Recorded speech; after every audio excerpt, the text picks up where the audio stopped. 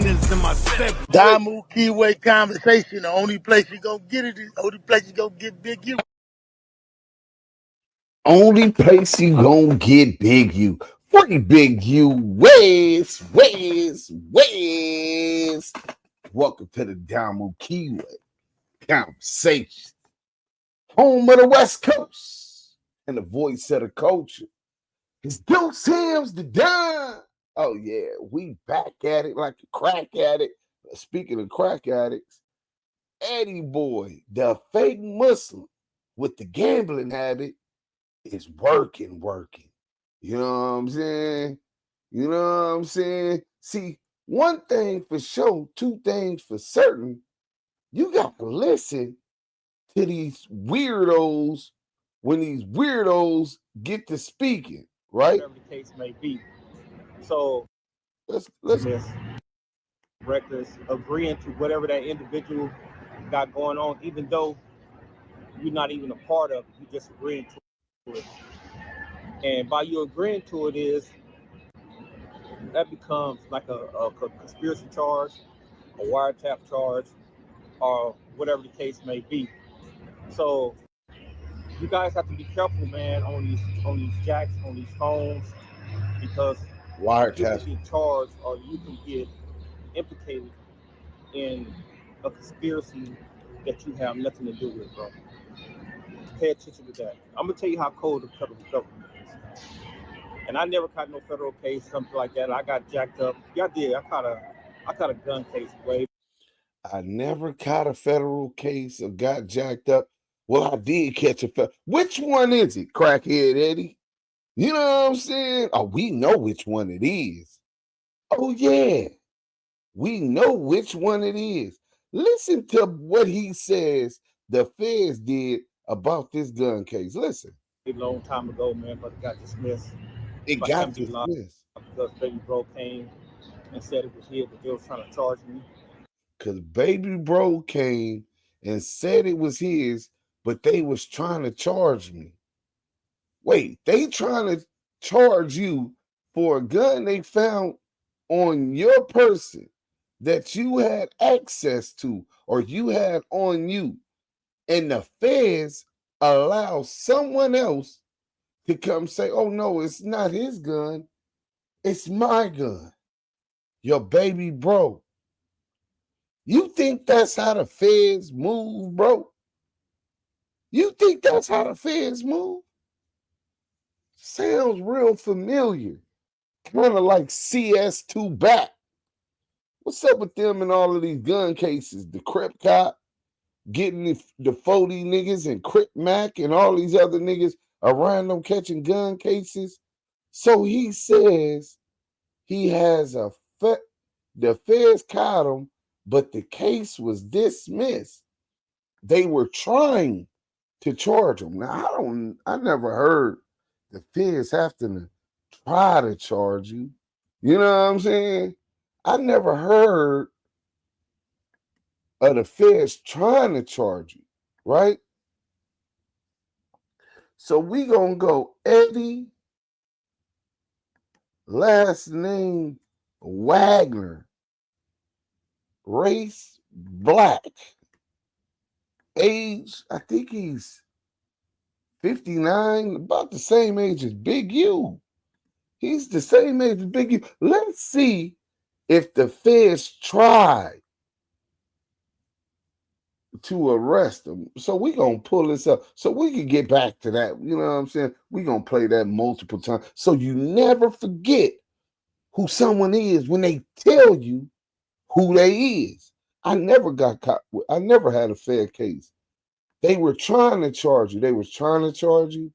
If they were just trying to charge you Eddie James Wagner, then how come you got a federal Bureau of Prison registered, a Fed register number? This means you were actually charged. 59 years old.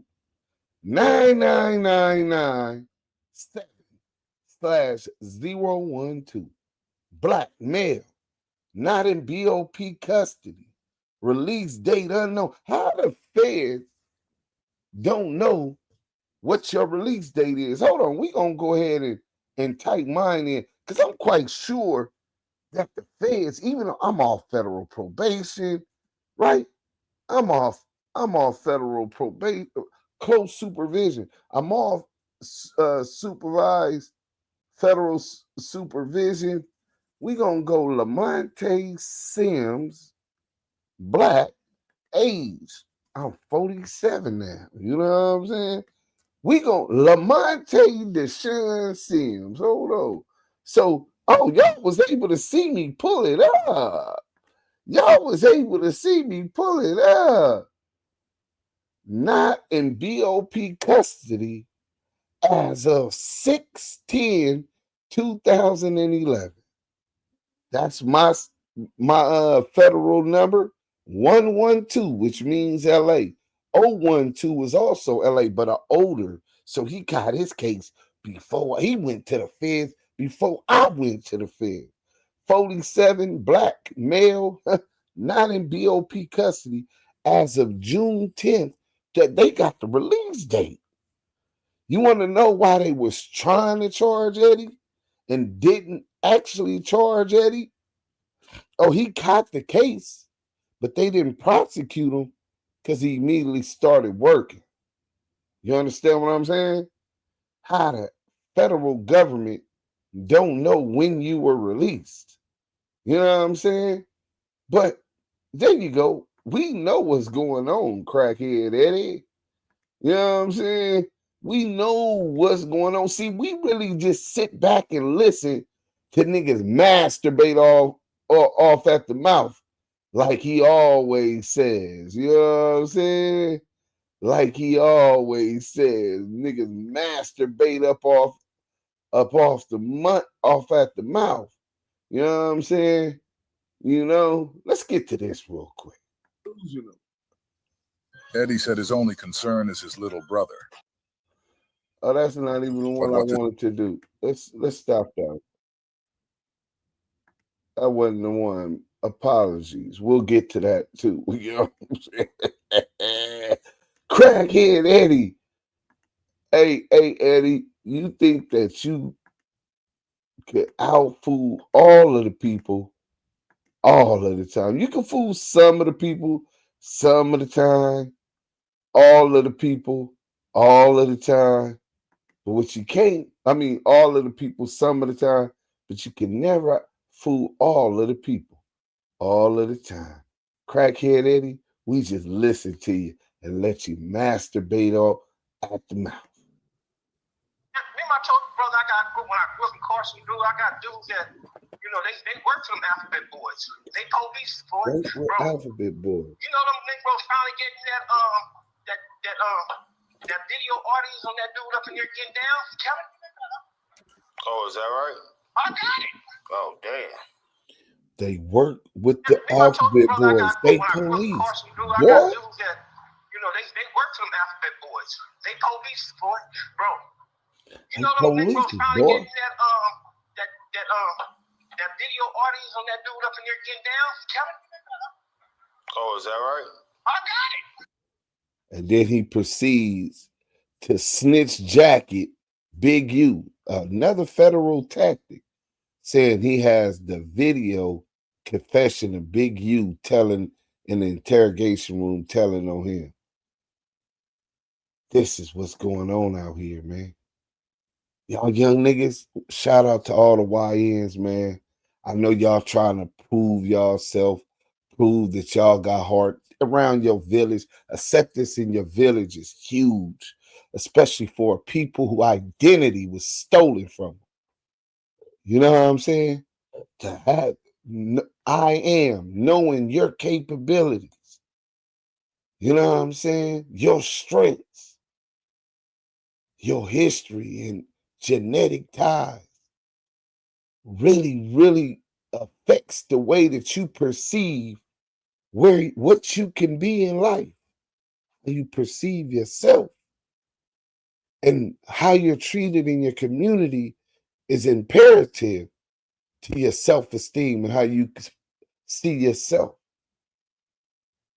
But y'all proving yourself to a bunch of people that lost. Lost angels.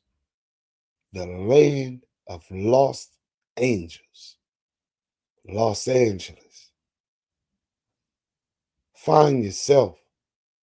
Stop listening to these old heads who don't give two shits about you, who fucked off their younger years, made mistakes, participated in crimes, and it was easier for them to get away then, that are bitter and try to live through you. You know, there's some parents that try to live through their youth, you know what I'm saying, their children. And it'd be sad. You know what I'm saying? But we gonna get to this exposing of crackhead Eddie. Let's get to it, man. Because a nigga's scared, or because Whack 100 tell him, man, tell the feds he's extorting. That's how you gonna get him, man. That nigga gonna do something to you, playing, holding up that money. You owe him from the dispensary shit. You owe the nigga from renting the house. Nigga, that nigga ain't gonna play about his motherfucking bread, nigga. Nigga, only thing I can do to help you, nigga, you need to tell the feds he extorting. And I can see him doing that. And that was his way out. But where you was there, that's like proof that there was some kind of other relationship and business deal going on. You know what I'm saying? I know the lawyers was just talking about that. You know what I'm saying? I've been listening to Scandal for over 30 years. Oh yeah, no, that ain't no problem. You know, I used to, from my LA, I'm a criminal. Right. Tow truck here, so they hit me to it. Nigga, you out there thugging, nigga, listen, so you know where they at. So I've been a customer listening to this all for years now. Yeah, but I'm sitting here listening. It'd be like a show. I have a bitch over here. She be like, "Damn, was that LA?" I'm like, "Yes." She said, "Damn, it's like a motherfucking movie, like a show. Shots fired, Century Lane, shots fired, Uber scene. We going there." Right. No, definitely. But yeah, no. So what I'll do, I'll send you the link. We could start over. I'm gonna send you the link. You can come up here where I'm at, turn your thing off, and don't have no name, and then we just gonna go get to starting from the beginning. And that way, even the stuff I'll let you hear it before we even play it, because you don't want to slip up. We don't never want nobody to incriminate themselves, you know what I'm saying, publicly. So that's even better, right? And then if there's anything that there's not anything you want to edit it out, then we'll go ahead and run it and flame these niggas up tonight. So I'm gonna send you the thing right now. Let me grab my phone charger, and when you hit the link, you say you're gonna send me the link. And once you hit the link, huh? On my phone? Yeah, on your phone. Okay. And so what you're gonna do is you're gonna turn your camera off. Once you get into the thing, you're gonna turn your camera off so they won't be able to see your face, but they'll be able to hear you talk. You know what I'm saying? And hold on, let me get you the link first. I'm gonna give you my 214, my Texas number. Okay. Let me get that. I don't know what this number is.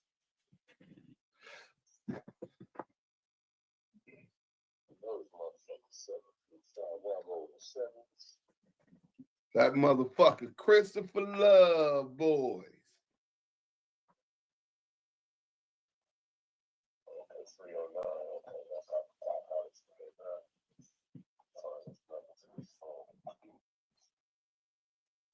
Yeah, he got bad. Turning discomfort into comfort. RG Heating, Cooling, and Plumbing.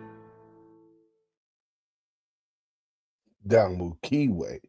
Conversation. Bang that like button. Let's go.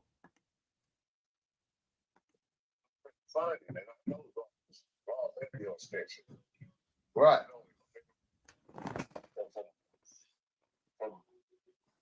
1990 December. You get a link there, Christmas Eve. All the way until December 91, we was around each other all the time. Right. So we was hitting little licks here and there. Right. Big one, 33. Ooh, let's go. You know what I'm saying? So we had been around each other. So we did the lick Christmas Eve 90. Mike was born. She was getting ready to have Jabari in a few months. No. Yeah, she was getting ready to have Jabari in a few months. Mike was already born. He only had one kid. And after we got the money. I took him. We both went. Toys R Us. I got all my kids. I had 4 kids and my niece and nephew. And nigga, I spent about 2 racks on the little what he had on me, about 2,500. Dude only had one son, man. And he spent about 5,000 or 6,000 on all his nieces and nephews and Mike. I took him around. He didn't have no car. If you ever talk to him, he'll tell you. Took him around. He didn't have no car. I flew out there when they called me about the leasing. I was living in Tulsa, Oklahoma, so I flew out there for to do the leasing. You know what I'm saying? I always had a car in my mama backyard out there. You know what I'm saying? So when I come out there, I got a car to jump in. Right. He was riding with me. So Christmas Eve 1990, I don't give a fuck what anybody say. Man, that dude was together. Just me and him. At a Caprice. You know what I'm saying? Me and that dude was together. And I took him to Toys R Us and other places, and I got stuff for my kid. Christmas Eve, 1990, we did the link. About just a little bit after it got dark, just in the evening. On Florence and Crenshaw at the motherfucking McDonald's. You ever talk to him? He'll tell you. Shit. Yep, we all passed. It was good. Because we always broke for Christmas. You know what I'm saying? We always broke for Christmas. But Eddie didn't have nothing to do with that link. Right. Eddie didn't have nothing to do with that. What? And then you come to us saying, man, he keep, he sweating me about woo. And they're like, nah, nigga, he pressing your punk ass, nigga, let him go. That's the homeboy. So I knew Draw. I didn't know Eddie like that. Right. But then you say I only knew Eddie for 3 years. But then you say that it was a dude that y'all said, if what's the name? You said if what's the name got something to do with this lick, I'm good.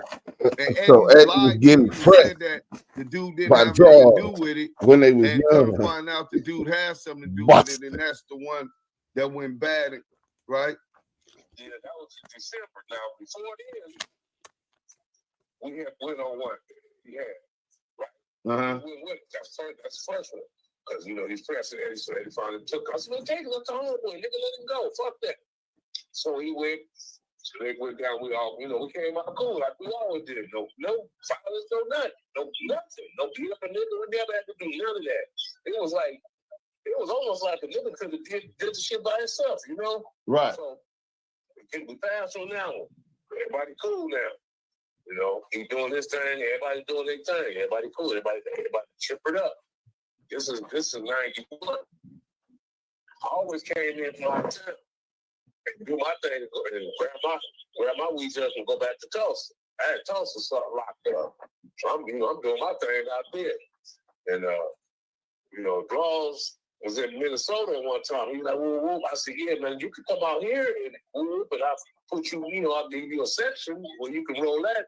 We was talking about that. He's like, okay, but that didn't materialize. You know what I'm saying? So he said, what man, what licks that he coming for winning? I said, I don't know. So I don't know. Draws are really didn't do his own work. So one day we went to dinner talking about the lick. And Draws said, man, listen. He said, hey, if you got anything to do with this, let me know, because I don't want to be in it. I don't want to have nothing to do with it. He said, no. I'm right there. I didn't know. Nobody knew. I can't say the other nigga didn't know. I don't know what he knew, but I know I didn't know it was coming. All that shit was coming through BJ. And that was the first time I heard it when Draw said it. I'm looking like, what BJ do for these? I said, 4-6 BJ? He said, yeah, the nigga made me try to claim the hood. You know, I'm Right. fuck with that nigga. That nigga bad. That nigga, how that nigga get up out of the motherfucking 77 police station with a Dr. Doolittle bad? No, that nigga the police. He said, Eddie, he got anything to do with this, man? You know, let me know, because I don't even want to go. You know, I kind of heard he been in the city. No, they ain't got nothing to do with this. I'm like, hey. I'm looking at the laws like, well, I ain't finna fuck with it. I would have been like, I ain't fuck with it, because I don't know. But I know he knows something. You feel me? Right. Yeah, so Claude would have been like, well, man, I'm cool. I ain't gonna even fuck with it. So this dude BJ they talking about had some rumors on him, and they wanted to be sure that he had nothing to do with the lick. And Eddieboy assured him that they had nothing. Old boy had nothing to do with this lick. And they find out later that Eddieboy was lying. He did have something to do with the lick. He's the one that introduced him to the plug who turned out to be the police. Nasty work. Nasty work. Follow draw, but to understand that it was something that he knew that wasn't right, and he backed up too. Right. Because I didn't know, I'll tell you, I only had been knowing Eddie 20 years, 88 to 91. Right. You know what I'm saying? You know, I thought as long as I knew him, but I've been doing draws family since I remember this family moved in the hood in 71 when they came here to the elementary school. Me and his big cousin Willie, Benzo Jeff, big brother Chili Capone, me and him was in the same grade. And that's the first time I seen a kid whoop a motherfucker's ass, like really whoop a motherfucker's ass. Wait, Jaws whooped the nigga ass? That motherfucker was we was 7 or 8 years old. That boy was a martial artist expert then. Right. Yeah, Chili Capone. Uh-huh. First three. I mean, Chili, Benzo, and Slim. When they came to 59 Elementary, you know how first day of school, the teacher I think it was the second semester or something. And the teacher say, hey, you know, we got our new students in the class. Can you stand up and say your name? And then they can stand up, Willie Barlow, blah, blah, blah. You know what I'm saying? Right. And me and them became little friends and roll dogs up in there. But them niggas, every day, they couldn't stay after school and play. They had to go home. So we never understood why they couldn't stay after school at the program. You know, their uncle come around the club. They all dogs. So I was like, damn, what's going on? So we went around there one day. And they was working out, martial arts, working out.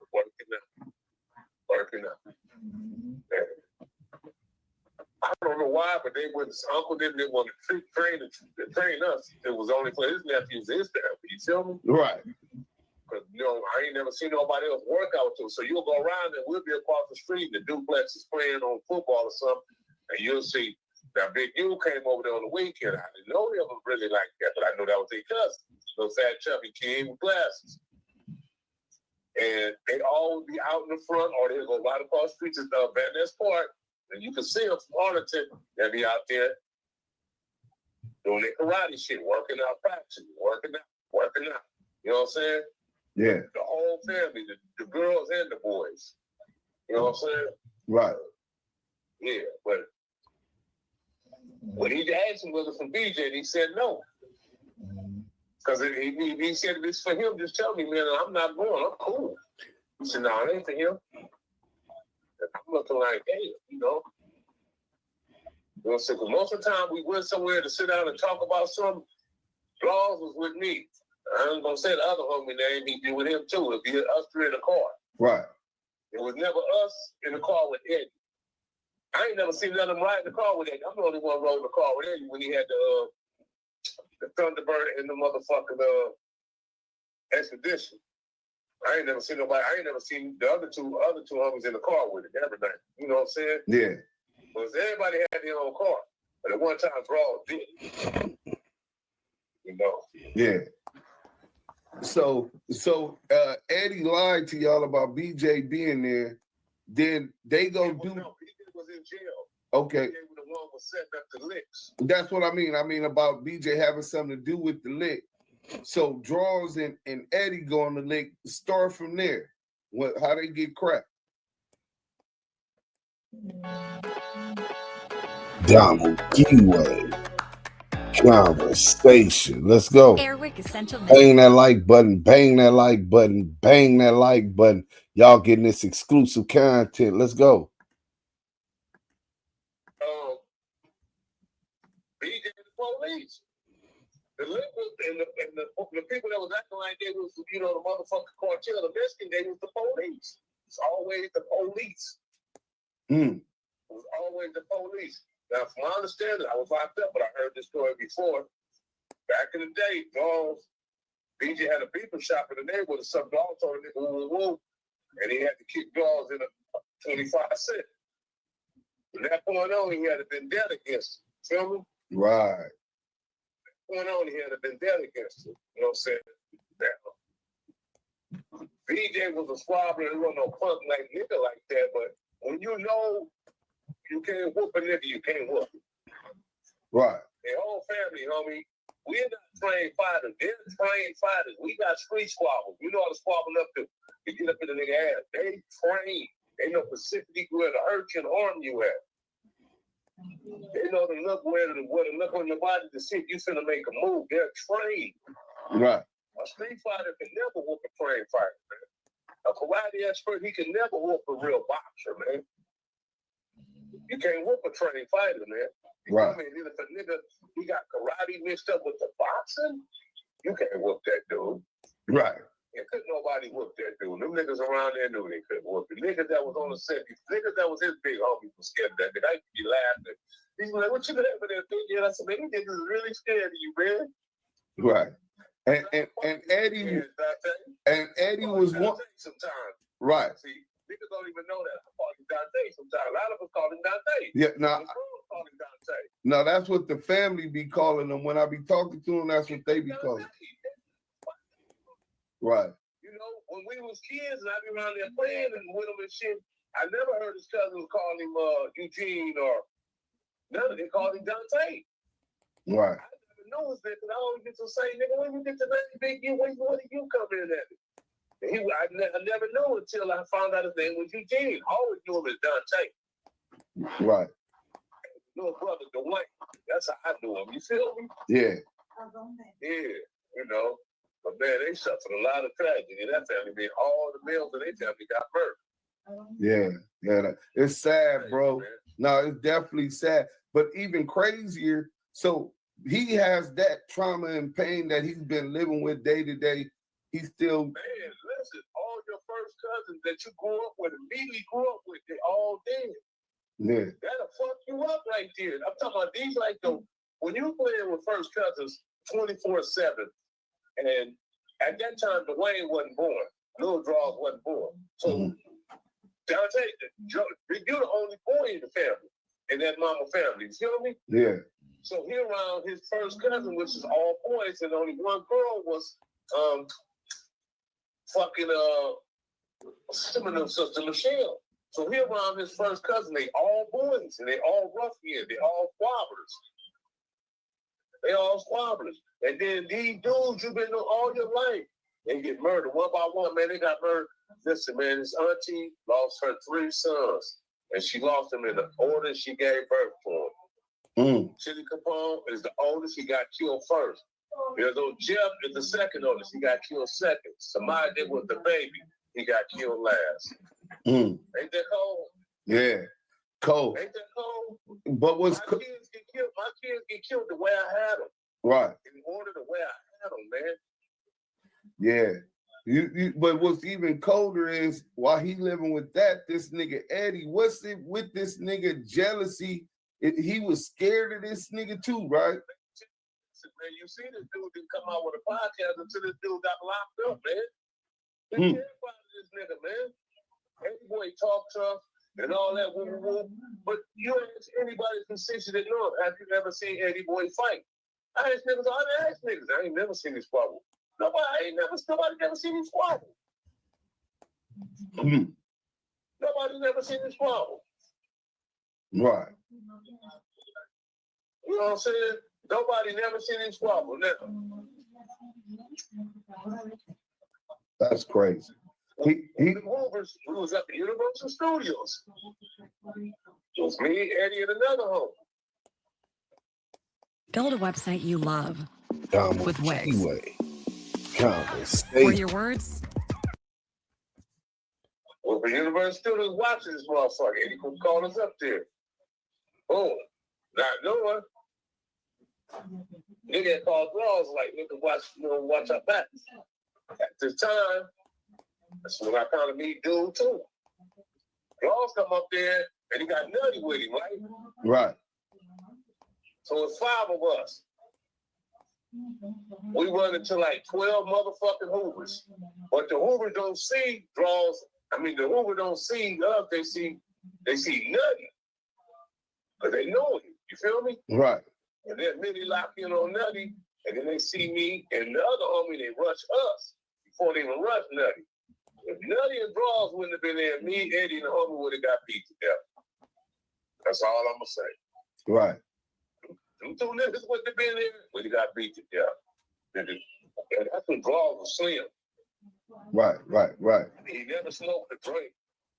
He was in tip-top shape. He was like 22, 23 years old or some shit. You feel me? Yeah. And that dude, him and Nutty went to work. Him and Nutty were trained by the same karate master. Okay. That's how him and Nutty been on each other since they was kids in karate schools and fucking karate championships and fights and shit. That's how he knew him. That's how he knew Nutty, from my understanding, through martial arts. Right. But if they wouldn't have been there, Universal Studios and 12 movies would have wrote. They was kicking our ass, drawing them with the work. Now that makes sense to me now on why. Yeah, so I can see Eddieboy fighting. Right. He's fighting bad. I mean, the niggas rushed out. It's like these 7 of them rushed 3 of us, 7 or 8 of them rushed down. So you can't really see who fighting. You got to be trying to deal with yourself. You feel me? Yeah. So I ain't never actually seen them have a head up. No, never. Right. Nobody said they ain't seen him have a head up.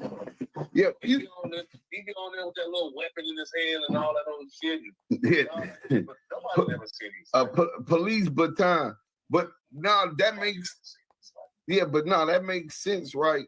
On why Draws would still do a favor for Nutty, even though Nutty went sour, right? I could. Went sour at that time. No, not then. No, not then. I'm talking about with Loose Cannon. He looked out for him. Loose Cannon came to Big U, because this is what Big U had told me when I first met him. Like, what's up with Loose Cannon? He like, man, I was doing his father a favor. His father grew up with me. You know what I'm saying? He got life. He said his son wanted to rap. They seen what I did with Nipsey Hussle. So he want me to basically put him on the scene where he's going to be able to get some traction going for the music. He said that nigga Loose Cannon seen that and took all the negative characteristics, talking about he's from 60s and all of this shit. You know what I'm saying? So seen him over there dead in his life. They wasn't raised over there. Right. Because when they was born, Nutty was locked up. Right. They was in jail Nutty was in jail when they was born. Nutty was fighting 2 hours. Right. You know what I'm saying? But so how long was it after Nutty went down for what he down for now? Was it that how long was it from there that Draws and Eddie get cracked?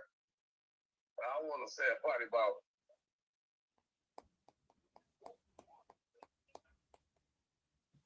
2.5, almost 3 years. Okay, so shortly after that ain't that long. Yeah, no, it wasn't that long. Right. It wasn't that long. And so I'm thinking Nutty went in 88, 89. I don't know. I know he went before 90.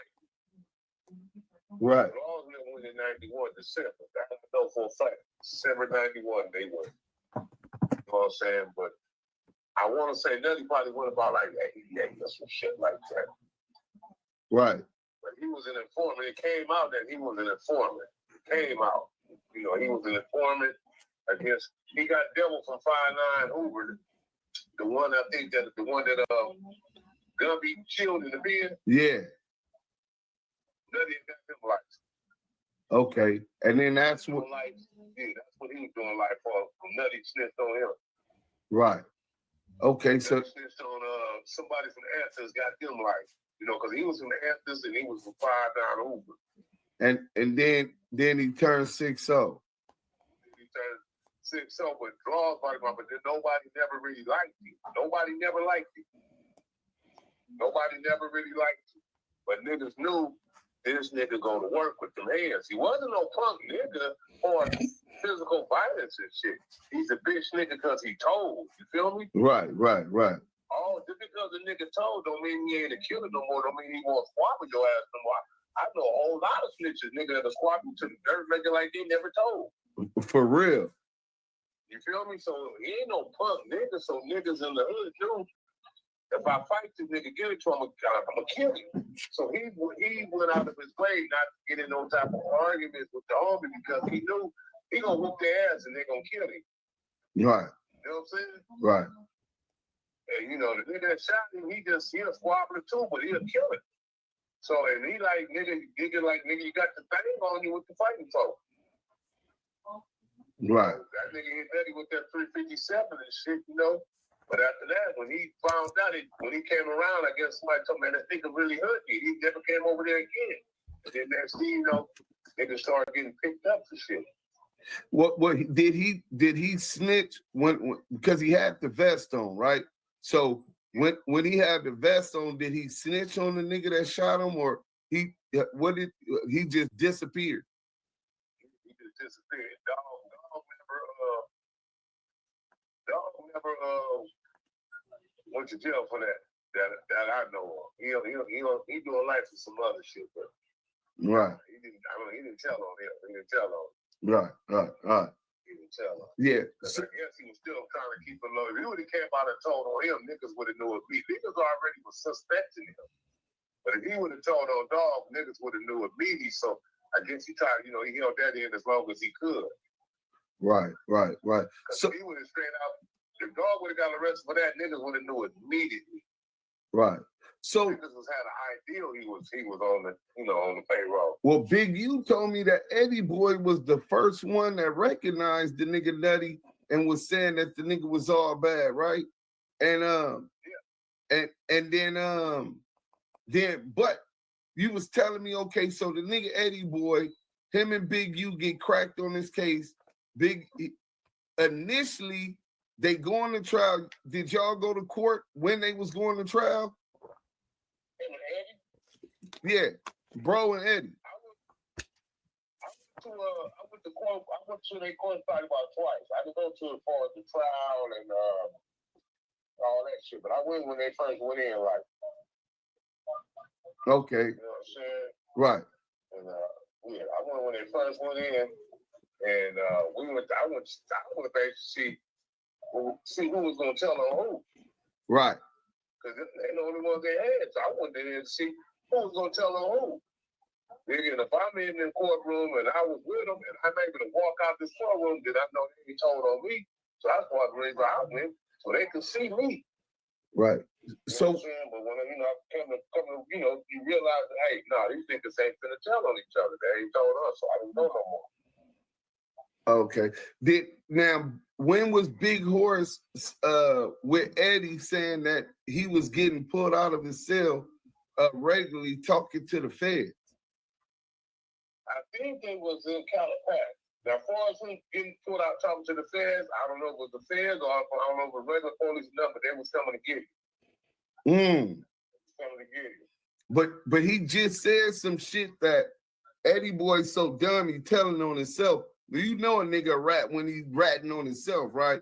But he said some shit about that his friends in Carson, when he was growing up in Carson, his friends, that's the clip I just they had worked played with the Alphabet Boys, they police, right?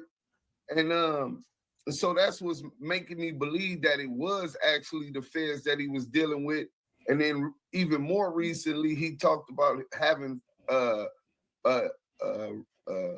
powerful friends in high places that allowed him to hear all of the Big U wiretaps right now. He said he claiming he heard all 20 of them, 20,000 wiretaps. You'll say that too.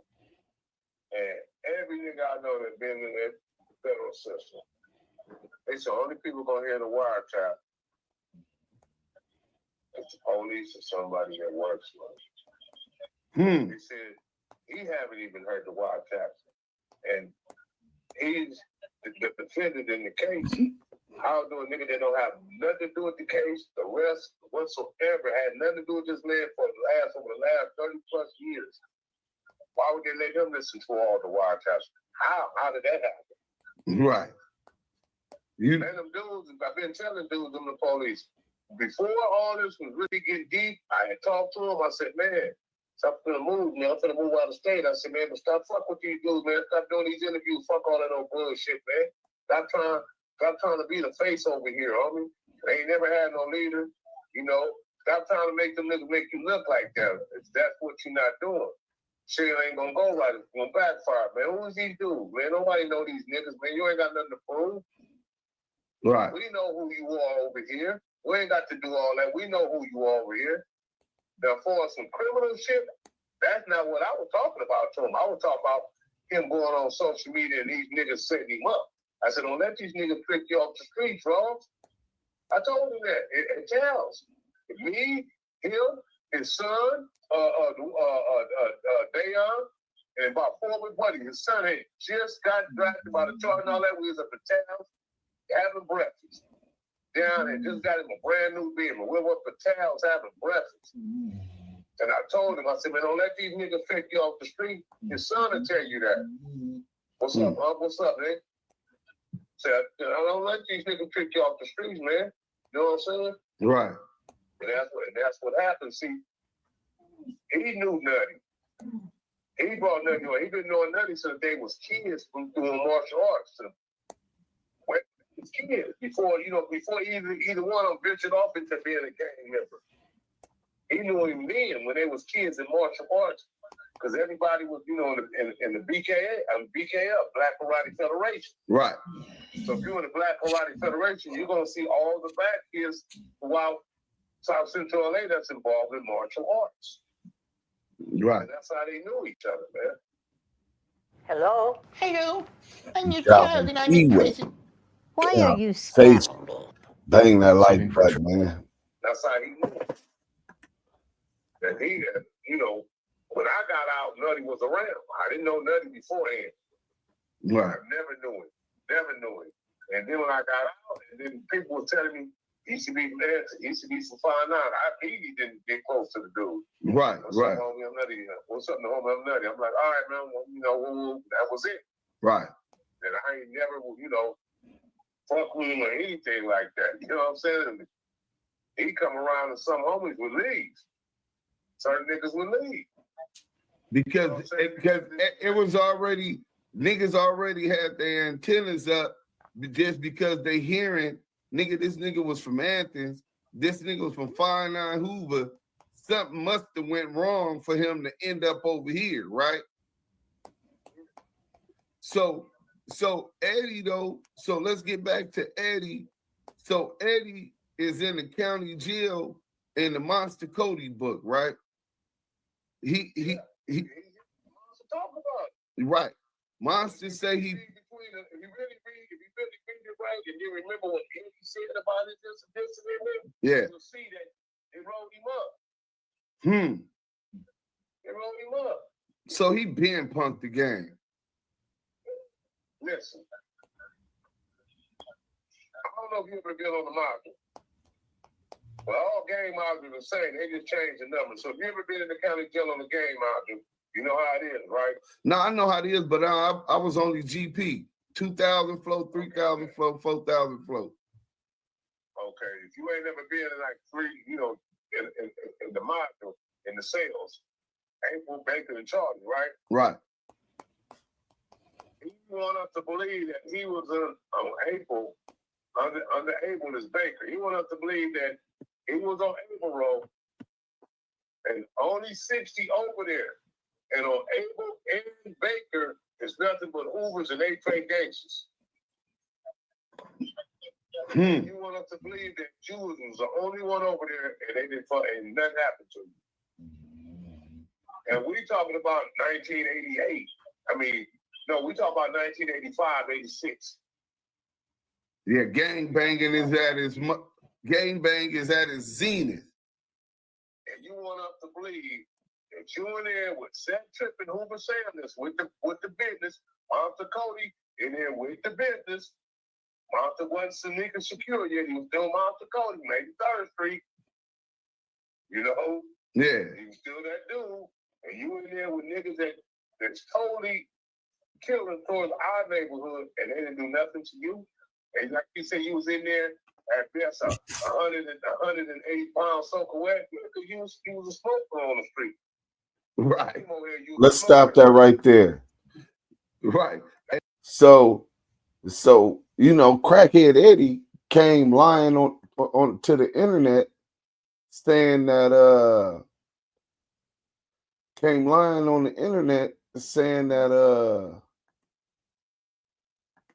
that the way he got out of getting his ass whooped was because it was the East Coast versus Hoover riot, and they moved him with the East Coasters.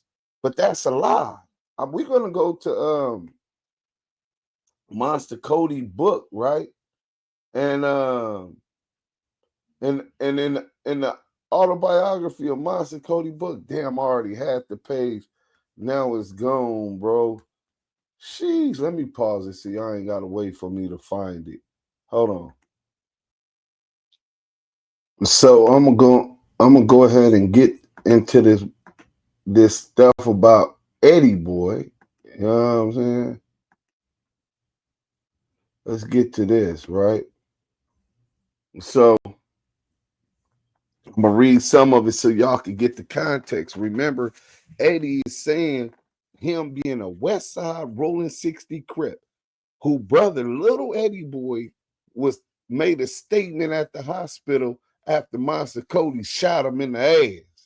Nigga 6'8", 6'10", get shot in the ass, coming to bust on them. And when them niggas do what they do, this nigga make a statement against Monster Cody. So he said, Monster Cody said, when I get to the county, I was immediately rushed to 4800, the Crip module. Out of 18,000 inmates in Los Angeles County at that time, all wore blue jumpsuits except the 150 Crips who were in 4800. They wore gray. Everybody who wanted to take a shot at us could, as we stood out like flies in the buttermilk. When I arrived, Lil Fee was there, as was Big Eddieboy, the victim's brother. A sort of detente existed between the sets, since the Consolidated Crip organization had members sprinkled throughout the module keeping the peace, right? So the CCOs, which is a prison organization, you know, a prison gang of Crips, you know what I'm saying? And they had a semi-peace going on at the time. They did this by keeping our rage focused on the pig, who were always antagonistically aggressive towards us and our dicks. I told Fee that little Eddieboy was a witness against me, and he assured me that he would not come to court. At that time, Lil Fee only had a gun charge, but a week or two later, he was on the front page of the LA Sentinel, a newspaper, wanted in connection with 5 murders and Kermit Alexander's family murders. The story was that it was supposed to have been a hit, but that he got in the wrong street. Only even we weren't doing hits. It made the syndicate story carry a little more weight. Lil Fee was taking the high power, maximum security, and Big Eddieboy got released. Thus, my contact with Lil Eddie fell off, and surprisingly, he came to court to testify. Right? So he's saying that that Big Eddieboy got released. Big Eddieboy is trying to connect himself and say how he got off that road was because the East Coast versus Hoover, Hoover versus East Coast, right? So Pete, we were housed in Denver Row and Charlie Row in 4-man cells, and in Abel Row and Baker Row in 6-man cells. The pigs were so complacent that often there'd be 6 members from the same set in the same cell. A command booth was situated in the middle, and a glass catwalk ran the length of the tier for observation by the pig. Communal showers were located at the entrance to each tier.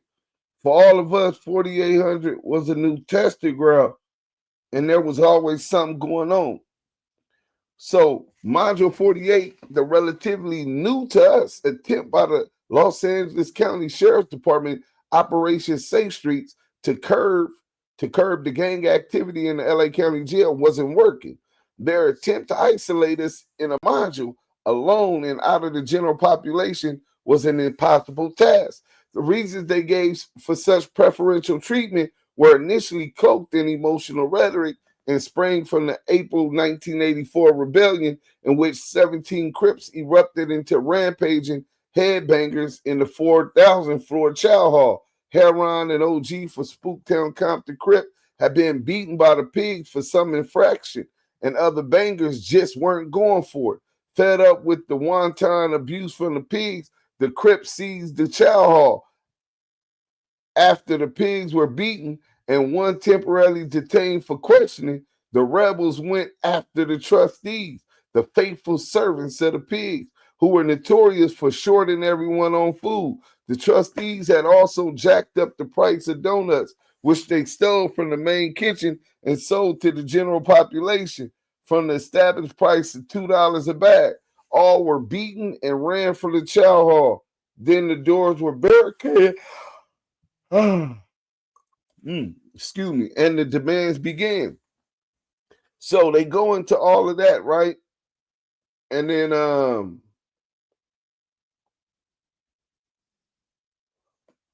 right.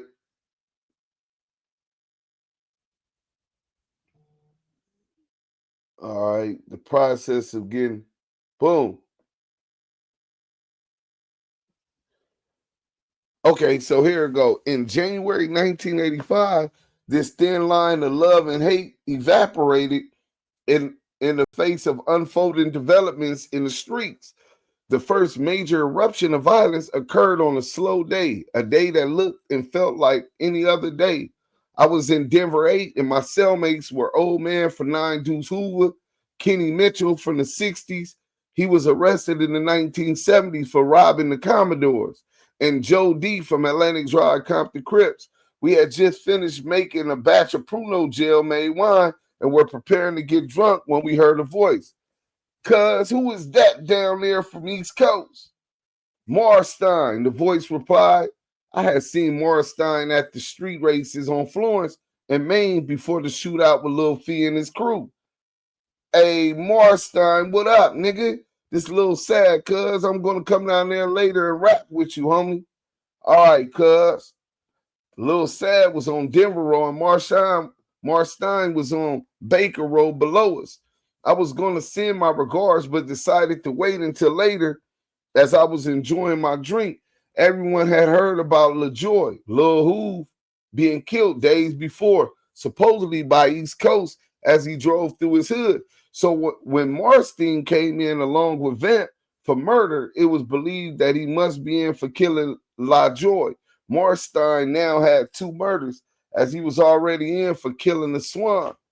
There were at least 18 Hoovers in 4800 at that time, and equally as many East Coast. There were 4 tiers in the module, each housing 16 cells. Those on Abel and Baker were 6-man cells, while those on Charlie and Devereaux were 4-man cells. We were not allowed in the chow hall anymore as a result of the rebellion, so we ate in the day room. Each tier had its own day room, and the inhabitants ate there respectfully. Of course, every cell was full. When Abel Road was let out to chow, the East Coast fell into a tight circle around Marstein and Vent, creating a group 8 deep. The largest contingency of Hoovers in the module was also housed on Abel Road. So no sooner did everyone get into the day room than the violence erupted. "Hoorah!" Someone shrieked, sounding like a dead man's charge.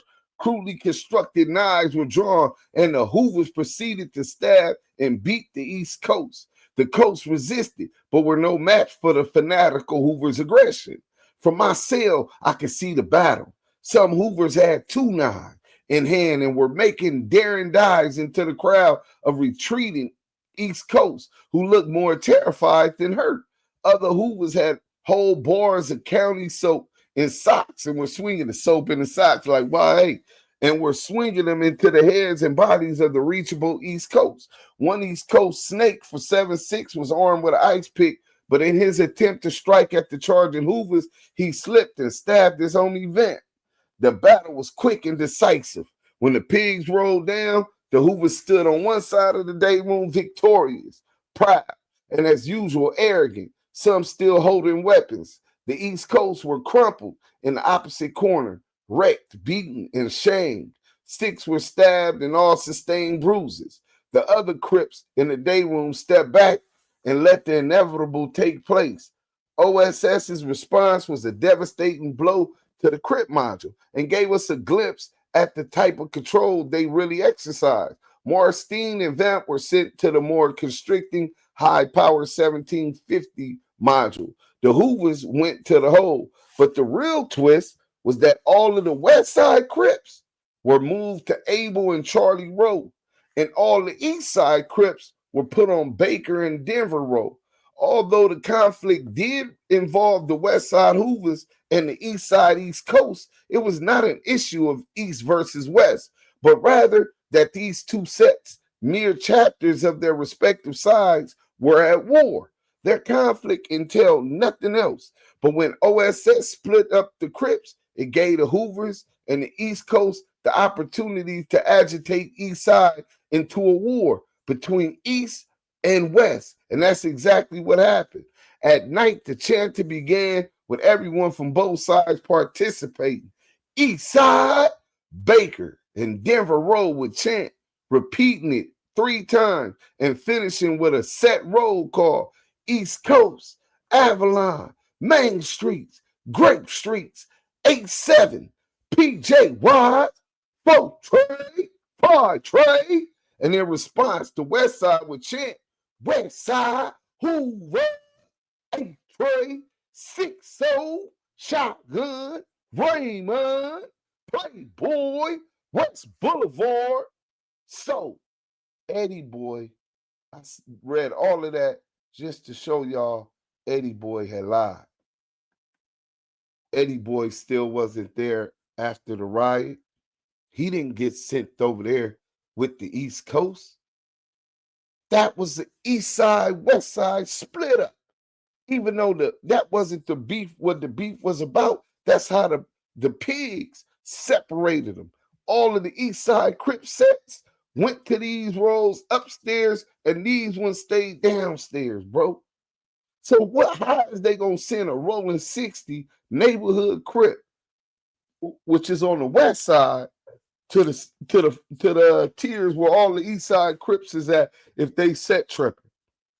This nigga lying, bro. Let's get back to the content. I just wanted to make sure that y'all knew he was lying, bro.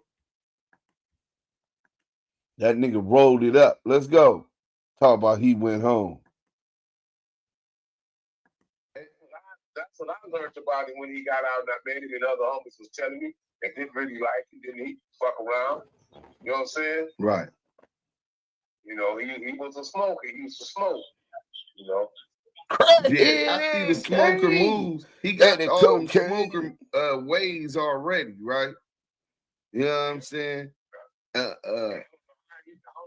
met BJ to hook up with that and all that, but from my understanding, before he went in, he was a smoker. While I was in there, while I was locked up, and he was on the street, he was smoking.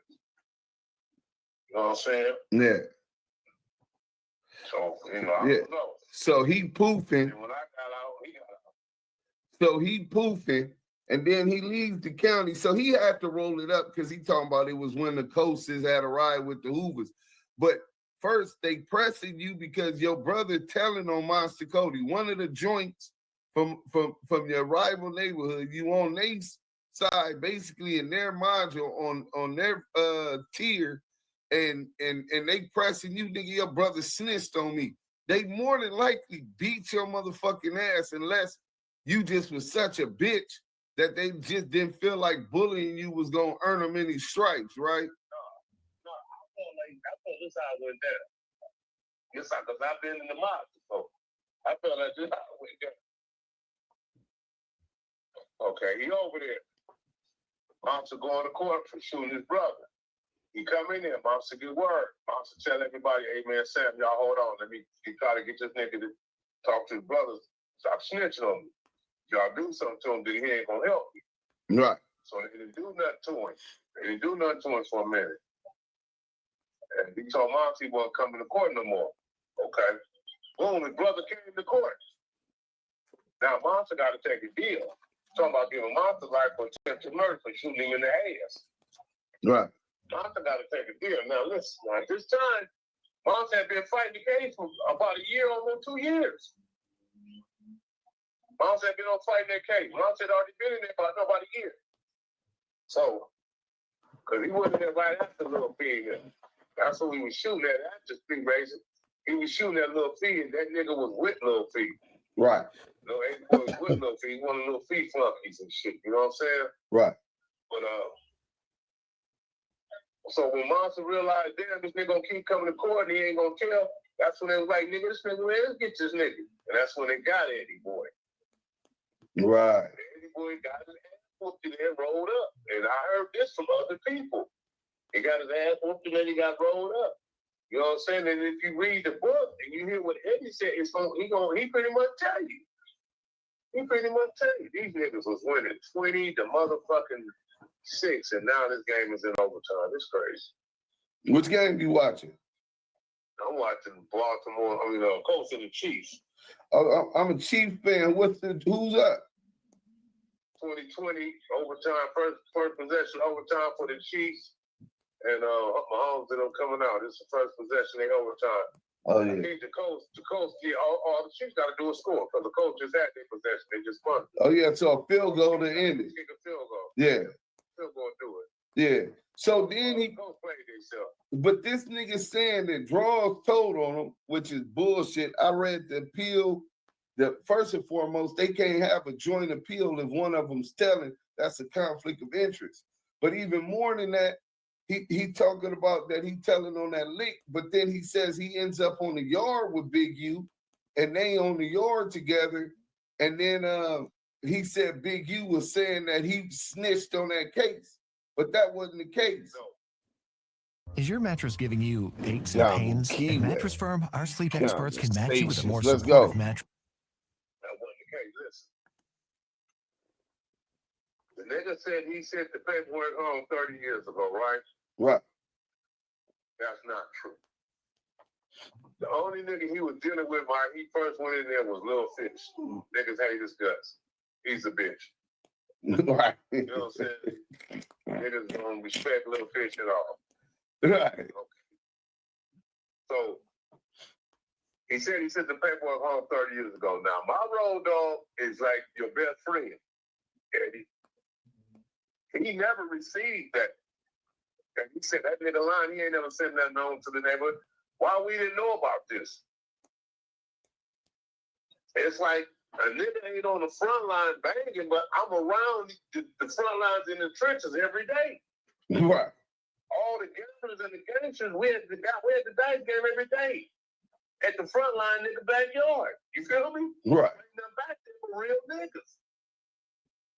Ain't nothing back there backyard, but ain't no busters back there. Ain't nothing but real niggas. You might get a squabble back there. You run, you ain't never come around them niggas again. Right. You know what I'm saying? You come around, them niggas didn't like you. Niggas think he's somebody because they have a little money. Now, that nigga still on the dime smoking. That's what they saying about him.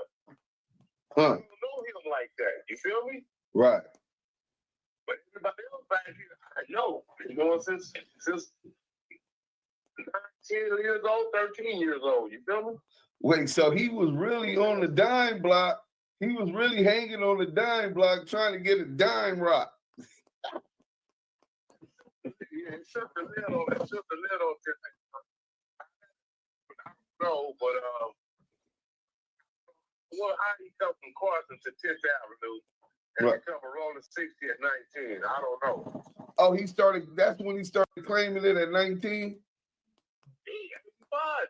homie told him. I was on the phone when he told him. He said, man, I give you and Dude 84, 85. That's what he told him. I was on the phone when he told him that. And he didn't say shit. He said, I give you and Dude. And he talking about, bro, I give you and Dude 84, 85. And he was telling the truth. And he didn't say nothing. Right. Came on like a couple of months before him, or they just, I don't know. I wasn't out here. I wasn't out here then, so I can't say who came on first or what. But I know I didn't hear about Eddie. Until I got out. The homie said, come on, roll, but the homie Eddieboy just got out to take him this money. That's the first time I heard about Eddieboy. Right. Right. I heard about little Eddieboy because he was locked up by him and Wack. Okay. Now I'm meeting big Eddieboy. You never seen little Eddieboy a day in my life in person. Right. But wait, did you hear? Because he's locked up with Wack on that case. That's the reason why I knew about little Eddieboy, because of the case. Right. I'll get Joker mom and little brother. Right. Who big Eddieboy is, which is his big brother. You know what I'm saying? Right. But I never heard no homie while I was locked up or just talk about them two dudes like that. You know what I'm saying? Like Eddieboy. I never heard that. I never knew nothing about them. Right. Now, PD came back to YA and told us he got a new homie. Big U. Whoa. And he showed me the picture. I said, man, I remember him. And he was on crutches with a cast on his leg on the picture with some glass. I said, man, I remember him. I said, that's Dante. He said, yeah. I said, yeah, I remember him. That's Winnie and them cousins. Little Slim and them cousins. He said, yeah. I said, I remember him. But I never heard of him for being a Gary Baker before Eddie. Right. You know what I'm saying?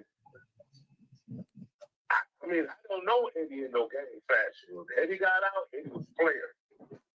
Right. Everybody over there gambling in Dickies and Chucks and sweatshirts and Tone and low riders outside and all kind of cars outside. Niggas still dressing. Niggas got 4,000 5,000 in his pocket, but a nigga G'd up.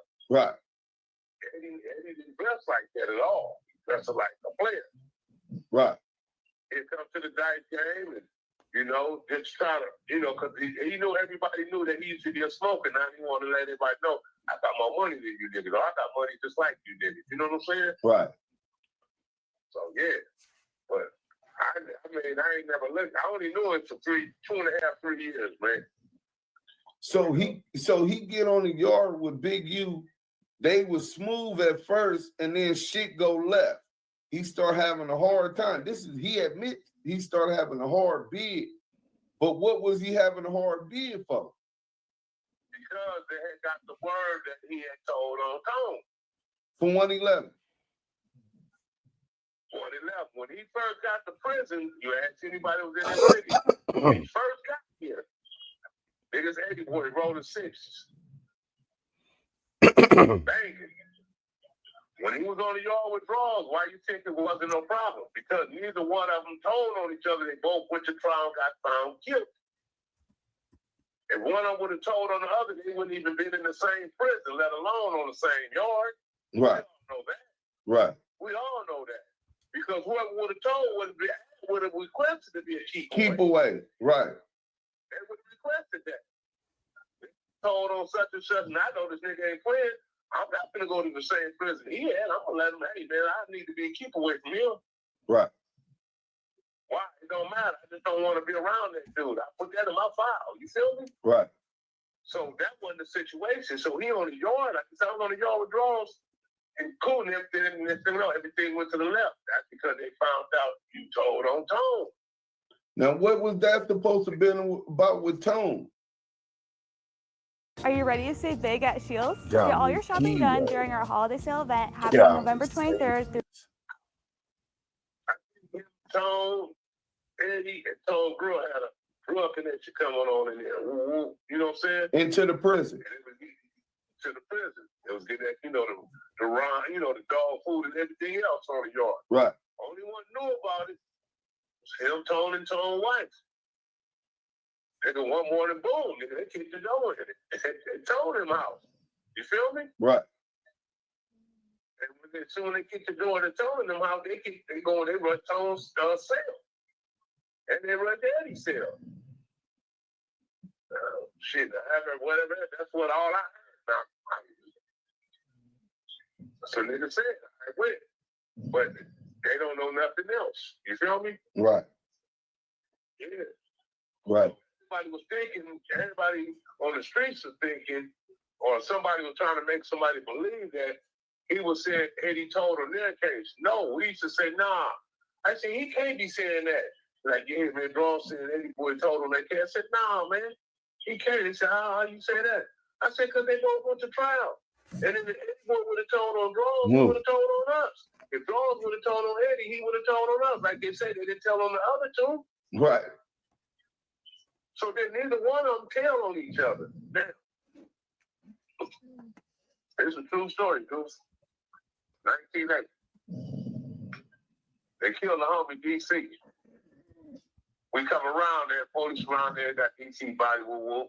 Homie that was there crying like, man, woo. We like, man, what happened? Who did it? The police off to the side. It's a true story. Man, this punk ass motherfucking ain't crazy. Man, this punk ass is a monster, man. The police heard that.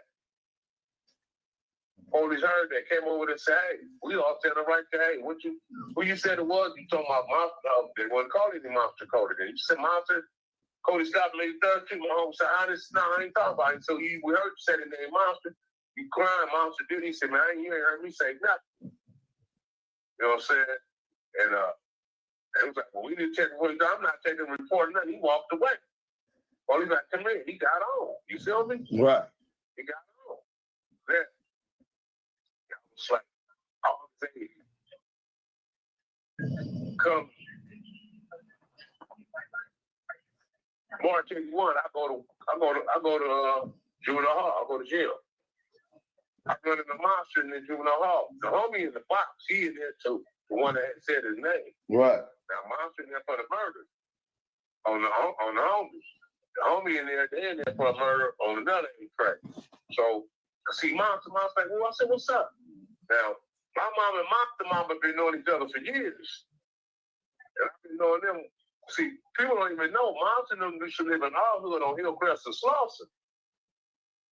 Before they moved on 69, that nigga lived Monster, when they wouldn't move, Monster would have been an over here rolling 6. Him and his brother. Monster went to 54th Elementary. He didn't go to no school in that gangster hood. You know what I'm saying? Yeah. So Levi. Monster said, hey, man, Go. man, you gonna talk to, man, talk to that woo, because we all know each other about our first name. We grew up with each other. Us and them grew up with each other, man. We all know each other. Our mothers know each other before we even knew each other. So I'm like, no, man, he ain't gonna come to court woo. So he in the box. So I was like, man, woo. So I do something, go to the box. It's a true story. Central Juvenile Hall, I go to the box so I can holler at the homie in the box. He was on a box program. They wouldn't even let him back out of the line. He was fucking up so much. So I go there. I said, woo. He said, nah, man. I know I got to go to court. They called me. He said, when you go back out, tell Monster, nah, man, he ain't got to worry about that. I said, man, okay. So I'm getting tried as an adult. Monster getting tried as an adult. He getting tried as an adult. So the day they happened to go to court, I had to go to court. We hold it tight. Woo. And I said, Monster, you going home. He ain't finna do all that. He ain't finna tell. So they brought him out, put him on the stand. He said, I never said that. I never made no statement. He said, do you know him? He said, been knowing him all my life. We were all wives together. Me and him ain't never had no misunderstanding, confrontation whatsoever. So you didn't make a statement. He said, I ain't never made a statement. I never said nothing. And he said, okay. And Monster went home. Right. Monster went home that day. You know what I'm saying? So, just because the nigga may say something and the police over here, that don't mean shit. Or the police can say, he's told us this. And that ain't true. So you don't never go with what the police say that your homeboy said. That's a fact. You gotta let that shit play out in court. Man, that's the same way I was taught, homie. Exactly. And I'm from a rival neighborhood. you know, I'm from the Brim, so yeah. Police station. They come in here and say, hey man, you know what? We ain't gonna even waste everybody's time. We came and woke your parents up by coming to get you this time of night anyway. And I know you're tired and you want to get to bed. You know, I said, yeah, I got school tomorrow. I said, well, you're not going to school. They said, I said, well, what's twice? I said, well, your crime partner told us everything that happened. And he told us the whole story. So you want to tell us, you know, your story? I said, well, if he told you everything, I guess you got us. And you taking me to Central doing all this? I said, well, let's ride. Right. That was it. If he told you everything, it's y'all kind of did. Right. No, my lawyer gonna talk to y'all. Right. My lawyer gonna do. I was walking out the door. My daddy said it. He said, Junior, you don't say nothing. The lawyer be down there, don't talk. I said, okay. Right. You know what I'm saying? So Eddieboy on the yard down. This is starting to come to a head about the tone shit, and he niggas is pressuring him. What happened after that? He turned Muslim. From my understanding, he turned Muslim, and so the Muslims go to, you know, draws. Draws are real Muslim from the street. Draws not a jailhouse Muslim. Right. I was around when he converted. Okay. Right. I was around when he converted. Hannibal, all that. You know what I'm saying? I used to go to the Muslim prayer house with him up there, and anybody know it back then, it was held in HB up in the 20s off of Artists. Right. You know what I'm saying? Anybody that was with the nation back then or was following Fairtown, and you was a gang member, everybody know that house up in the 20 was the Muhammad house. You know. Right. Anyway, Little Cat is one of the ones that had us going too. Little Cat and Draws. And another homie that had us going. But anyway, so the Muslims allegedly went to Draws and said, hey, whoa. Draws like, that's my home. Well, we got to deal with him. Blah, blah, blah. They said, well, man, we said, it ain't got nothing to do with no Muslim. They said, well, Brother Hannibal, you know, you're a Muslim, blah, blah, blah, blah, blah, blah. Get that Muslim brother passed. Well, he can't stay here. And that's when Eddieboy got transferred. Where he got transferred to, I don't know. Right. Now, when he got to, I guess when he left there and went to Cali, I think that's when he went to Calipat. Y'all won, the Chiefs won 23-20, man. I know motherfuckers. Chiefs Kingdom. Chiefs Kingdom. Sick in their stomach, nigga. Yeah. To go 9-3, nigga. Them niggas are sick in their stomach. They was winning 20-6 the whole game. Chiefs came back 23-20. Yeah. That's what the Colts get. Jericho, they're gonna get knocked out the playoffs. Them niggas ain't no good team. They've been playing fluke teams. Now I'm watching the Cowboys, which I pray to God they lose. I should have worked this game, the Cowboys and the Eagles. I still might turn my app on and go do some Ubering after the game is over. Right. Yeah, but anyway, so they started pressing him about that situation. So the Muslims, you know, they working up in the clerical office and all that. They got him up out of the transfer. They got him up out there.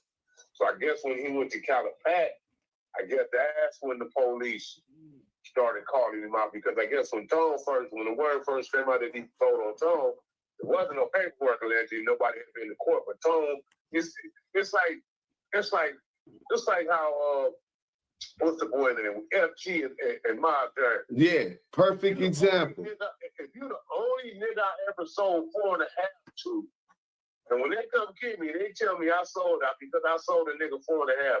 Who else can it be? I don't need no paperwork. Especially in FG. FG was only selling soft. Mob James. Yeah, I don't need no paperwork. I know it was you because I ain't sold nobody else no hard or 4.5 or whatever. It don't even matter what was hard or soft. I only sold what I wasn't even selling 4.5, but I sold it to you because you're the homeboy. You your brother, Timmy Roo, that's my nigga, that's my dog. Both of my niggas. Right. You're the big brother. You're the big homie, but they really my homies. Right. Really, I don't even know you like really fuck with you like that, but I'm gonna fuck with you like that on your brothers, on your two little brothers' name, blood. You feel me? Yeah. And that's why he looked out for my day. But this is the only nigga that I sold 4.5 to. And when they come and tell me you sold 4.5 to somebody, I don't need no paperwork. Right. I don't need to see no paperwork or no name. I know who I sold it to. Right. You know what I'm saying? Like, say something like you, and you be like, woo, woo, woo, but you tell a little stretch, or something, little stretch, something, whatever. That's the only nigga you told. Right. That's the only nigga I told. And then they find out. I don't need no paperwork. Yeah. Because even if you told him and he told somebody else and they told the police, that don't matter. You told the police, nigga. Right. I ain't gonna even try to figure out that you told the other homie and he told. No, you told. Yeah. Because you should have never let that go past you anyway. Anyway. Yeah. You told. Yeah. You know. So yeah. He know when the police ran in this motherfucker's cell and raided his house at the same time. They raided the house on the street and they called, okay, run in the cell. They run in the cell. Mm. No, only 3 people dealing with this is me, you, and my wife. Here's a dose of reality. Kiwe. There are nearly 2,000 drug-related crashes every year in Bang Wisconsin. that like button. Let's go. I know my wife ain't told on me. I ain't told on myself, so that only leave one motherfucking crackhead Eddie. My wife gonna tell her his house. He in jail. She don't say how she tell. Right. What she do? Oh, we got to check my husband's cell. That's what his wife did. Right. When they kicked the door over that morning, please, wait a minute. This ain't my, I need to call me. I need to check my husband's cell. Tell me to rate my husband's cell. You'll find more information. That's what she did? No. Nah, hell no. Okay, all right then. Yeah. So he have a hard time after that. He get pressured. He turns into a Muslim. Now he's saying he out here trying to help get his little brother out, but his little brother, he done rolled it up and did some weird shit. And wait, what'd he do? Oh, that was the homosexual shit, right? He get kicked off the cell because they catch him with the, was it a transmission or something? I don't know if it was transmission, but it was a boy, Damon. It's a boy, Damon. And the female called him. Right. And he banged it, and he didn't know the sheet had fell on a little paper or the cover on the door fell. He didn't know it had fell. Right. And he's so deep into this dude and whatever they're doing, and she lifted in and catch him. Right. Right. You know what I'm saying? Nasty work. And the homie telling me he had to get out the cell. And he got out the cell, and I think he got the cell with somebody else, and then something happened. He disappeared for 2 or 3 days. When he came back, everybody on the yard said, man, you gotta go, cuz. Where you been? Couldn't explain where he was at. Oh, man, I just had mental problems, breakdown. I had to go to the hospital, blah, blah, blah. It's like, oh, no, nigga, get your motherfucking ass out of it. So they rolled up little Eddieboy, and he went to Edison Y. Mm. You know? So he Edison Y yard. So he filed, then told on tone for 111. Then he meeting with the police, getting pulled out, whether it was the feds or local police or whoever provide information. Then his brother, his brother was married up in that motherfucker. Oh, dope up in here too. Oh, is that right? Yeah, I don't know if he still is, but I know he does. He told me he used to be in the church and shit. He off that Chris. His little brother is not known like in the penitentiary like for nothing. Like you ask a lot of niggas, they can't tell you they done time with it. You ask a lot of niggas, they can't tell you they ran into him in prison. Right. You know, I never heard nobody, no homies come home talking about, yeah, man, homie, no Eddieboy kicking up dirt, he kicking up dirt. I never heard no homies come home ever mention him, ever. Just baby Eddieboy. Eddieboy was on the streets. That's little J-Mo brother. I've been knowing them since they were little boys. Right. That's why he asked me, I said, Lenore, Columbus. Because I used to call him Lenore Columbus. That's what I knew him as when I left. When I left, he was a little boy. When I came home, he was a grown man. Right. 18 and 19. So I'm like, Lenore. You know, he's the Lenore Columbus. Nigga, I used to go dating Eddieboy. Who the fuck is little Eddieboy? Because I had never, ever seen little Eddieboy, no picture of him or nothing. Right. You see, you don't know Big. You don't know Big. I said, I know Big Eddie now. I said, but you know, this is in the 2000s. late 90s or 2000s when baby Eddieboy around us a lot at the donut shop. Right. He's coming of age, you know what I'm saying? So I'm like, how you become baby Eddieboy? But I knew he couldn't be baby J-Bone because baby Bone was baby J-Bone. Right.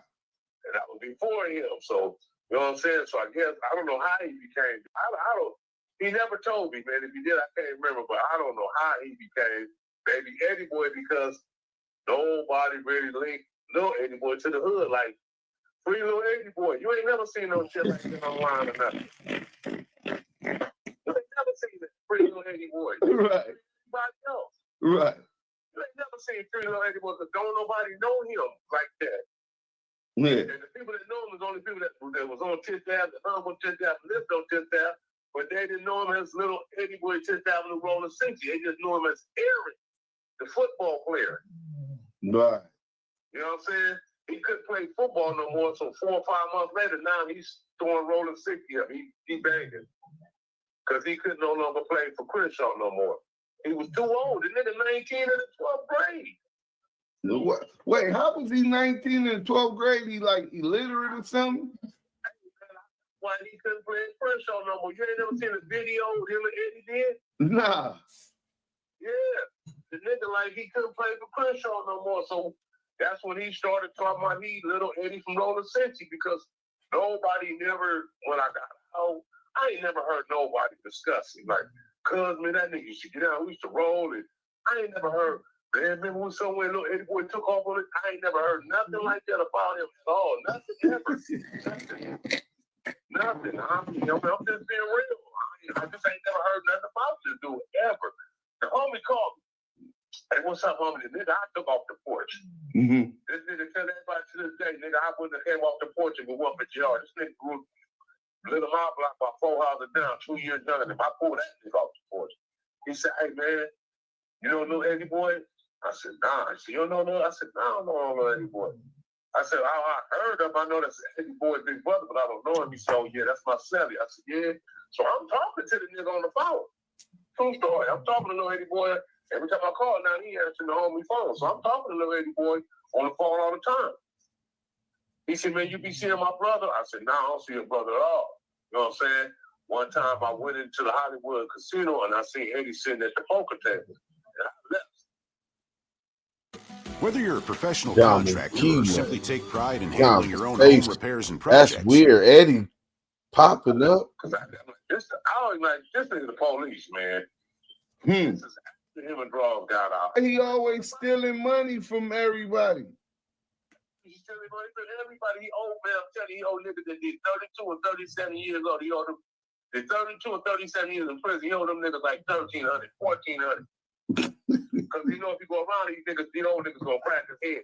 Now if you want to catch him, go up to Hollywood Park Casino or to the bicycle. Right. He got a gambling app. He still to this day he got a gambling app.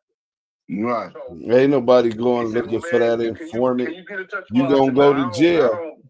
I said, your brother, I don't deal with your brother like that no more, man. You know, come over, and I ain't gonna go look for no nigga. Because I don't even know you, nigga. You know what I'm saying? Right. So the homie said, yeah, man, no, because his brother supposed to be sending us these phones up here and he talked to his brother. His brother said he got 2 phones for him. I said, well, shit, I guess he gonna send them to him. And he never sent his brother the phones. But here he is talking about he love his brother so much. So I'm talking to his brother. I said, well, damn, man, ain't he looking out for you? He said, well, man, no, he ain't really looking out and shit. But he said he got these phones for me and shit, but he ain't really looking out for me. This is Eddieboy talking to me. Never seen me again. It's like, still don't know how I look because the homie ain't got no picture of me. Right. You know what I'm saying? So we don't know each other. So he wanted me to go holler, this is where he be at and blah, blah, blah. I said, well, man, I ain't finna go look for no nigga, no shit like that. Your brother gonna do it. How is he a Muslim and he got a gambling problem? He's a fake ass Muslim, bro. He's been a fake Muslim, man. The Muslims on the street don't talk to him. They don't deal with him no more, from my understanding, because they kept telling him to get off social media, stop doing interviews. They was telling him that a long time ago. Yeah, who is your imam? What mosque you go to? That's why Crackhead Eddie. That's why Draw stopped saying anything about him. Draws feel like nigga, he's a fake mother. He's a jailhouse muscle. And he came home and stayed as a jailhouse muscle. You feel me? Yeah. He ain't never did nothing for the hood or put nobody on or nothing or help the kids. He never done none of that stuff. So he was a failure at gangbanging. He's a failure at being a Muslim. He's just a fucking loser, bro. So you knew you couldn't come around when you got out after doing them 17 years. It wasn't the fact that you told on draws or draws told on you. You couldn't come around because you know you told on Tone and you converted to being a Muslim in jail. And you know this dude is well respected in the section. Niggas is well, he's well respected. No smut on his name or no whatsoever. Now you coming back around here with a little smut on your name, which is true. Nigga just gotta prove it. And you're a jailhouse Muslim, which everybody already know, because when you first went in there, Big Eddieboy rolling 60s every day, all day. Every day, all day. You know. Yeah. When they turned the heat up on you, and they went to draws, and draws must have said something like, well, man, y'all, shit, you better get him off the yard or something. And they got him out of the institution. You better get him out the institution. And they transferred him. They transferred him. Yeah, now that... I guess he the one was making sounding like draws was saying he told on their case, but that wasn't it. Draws was saying he told on Tone. Yeah, that's what draws told me too, bro. People on the outside didn't know that. Right. People on the outside, they thought draws was saying Eddieboy told on their case, but that's not. And we kept saying, no, that ain't what he said. Yes, it is, cuz. So, okay, we couldn't figure out what he was saying. Because nobody never heard about him telling on Tone. Right. That's what if he said that. I said if he said Eddieboy told him the case, then I said, Big, you lying and shit. He mad at Eddie, but that ain't true. Right. But niggas had to believe what I was saying. Niggas had to believe me because they know. Niggas that know I was there. You know what I mean? Right. Like man, neither one of them niggas told y'all see me and dude every day. Right. And 5 or 10 years have passed by. Y'all done seen us every day. So neither one of them dudes told. They didn't tell on each other. They didn't tell on nobody else involved in the case. You know what I'm saying? Right. Or they could have had you knocked up. So that makes sense. Hot dog from 46 was involved in it. Right. Say that because he rest in peace. Right. To show the police the money, Hot dog the one gave the money. Hot dog gave the money to show to the police. When it came time to take things to the next level, I knew that I had to make a website, and Wix was perfect for This that. brother is on point, no details, and confirming details we never heard before. Only one with him is me and Eddie. Come get me at my mama's house. We meet Hot Dog. Ooh. Hot Dog handling the money like woo woo woo. Hot Dog leave, hit the perimeter. Hot Dog come back real fast. He said, hey man. He said, hey. He said, what's up? He said, man, police around the corner putting on flak jackets or whatever. He said, yeah, for real? He said, yeah. He said, give me that back. Hand Hot Dog back the money. I'm with Eddie. Ain't nobody else there. Hand Hot Dog back the money. This was like the day before they do the shit. He hand Hot Dog back the money. We pull off and leave. We pull off, we go the other way, you can see him.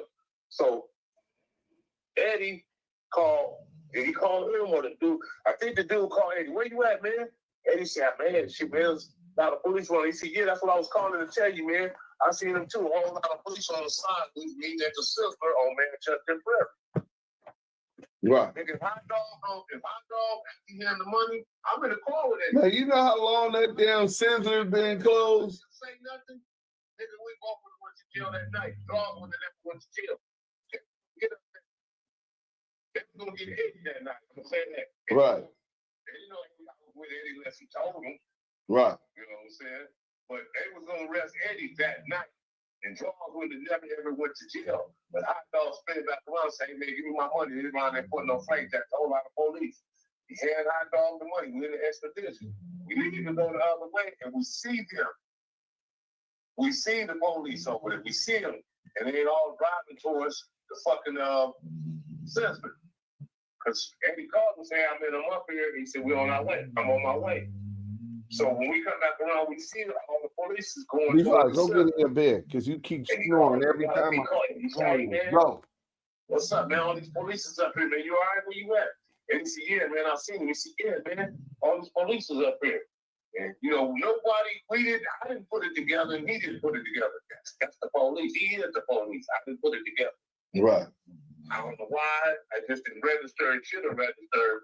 But thank God, Hot Dog came back around and said what he said, or Big Eddie would have went to jail that night. Yeah. I went there, and the other nigga and the other homie went there. Yeah.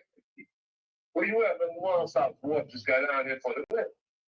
I'm finna come scoop you up. Boom. You know, I only been down about 2 or 3 days. I just came in from Tulsa, went for the lick. Lily, Pick me up, you know, roll. go get in your bed. Pull it up. Hot Dog had that bed, get on that money. Just before Hot Dog was paralyzed and all that, get on the money. Hot Dog left, pulled off. And right back, so came real fast. Said, hey. He said, they're around the corner, putting on fake jackets. The DA, man. That's already in there. Man, y'all get up out of here. And he handed Hot Dog the bag. We pulled off, went around, and we seen the car trails apart like going towards the city. Yeah, man. Yeah, that makes sense. But you know what don't make sense to me? What's this nigga Rod bullshit ass, lying ass problem, man? Because he wouldn't rehire Rod on the grid program. You killed the kid.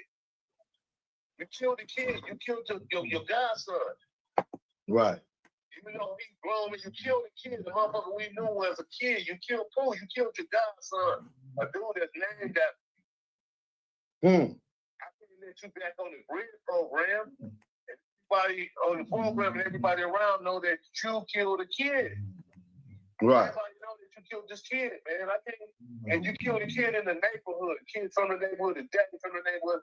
How can I let you back into the grid program? You killed a kid in the neighborhood. My whole thing in the neighborhood is to keep kids safe. Right. And I'm finna put a killer back on that killed a kid. Right. And he told Rose, he said, I love you, bro. I love bro, but I can't put you on. Now, this is what I was told. Right. From him. What for all the 600 bullshit? You feel me? Right. So Rose always presented. They supposed to give him some money. Hey, bro, I can give you some money, but I can't do nothing else. Supposed to give him some money. I get Rose through the money. You know, the niggas run through the money. Niggas' symptoms is hurt. Right. Now he mad. Now he mad. Now he's seeing 600 making these videos and whack. He get in touch with them dudes. Whack give him some change. He started doing this little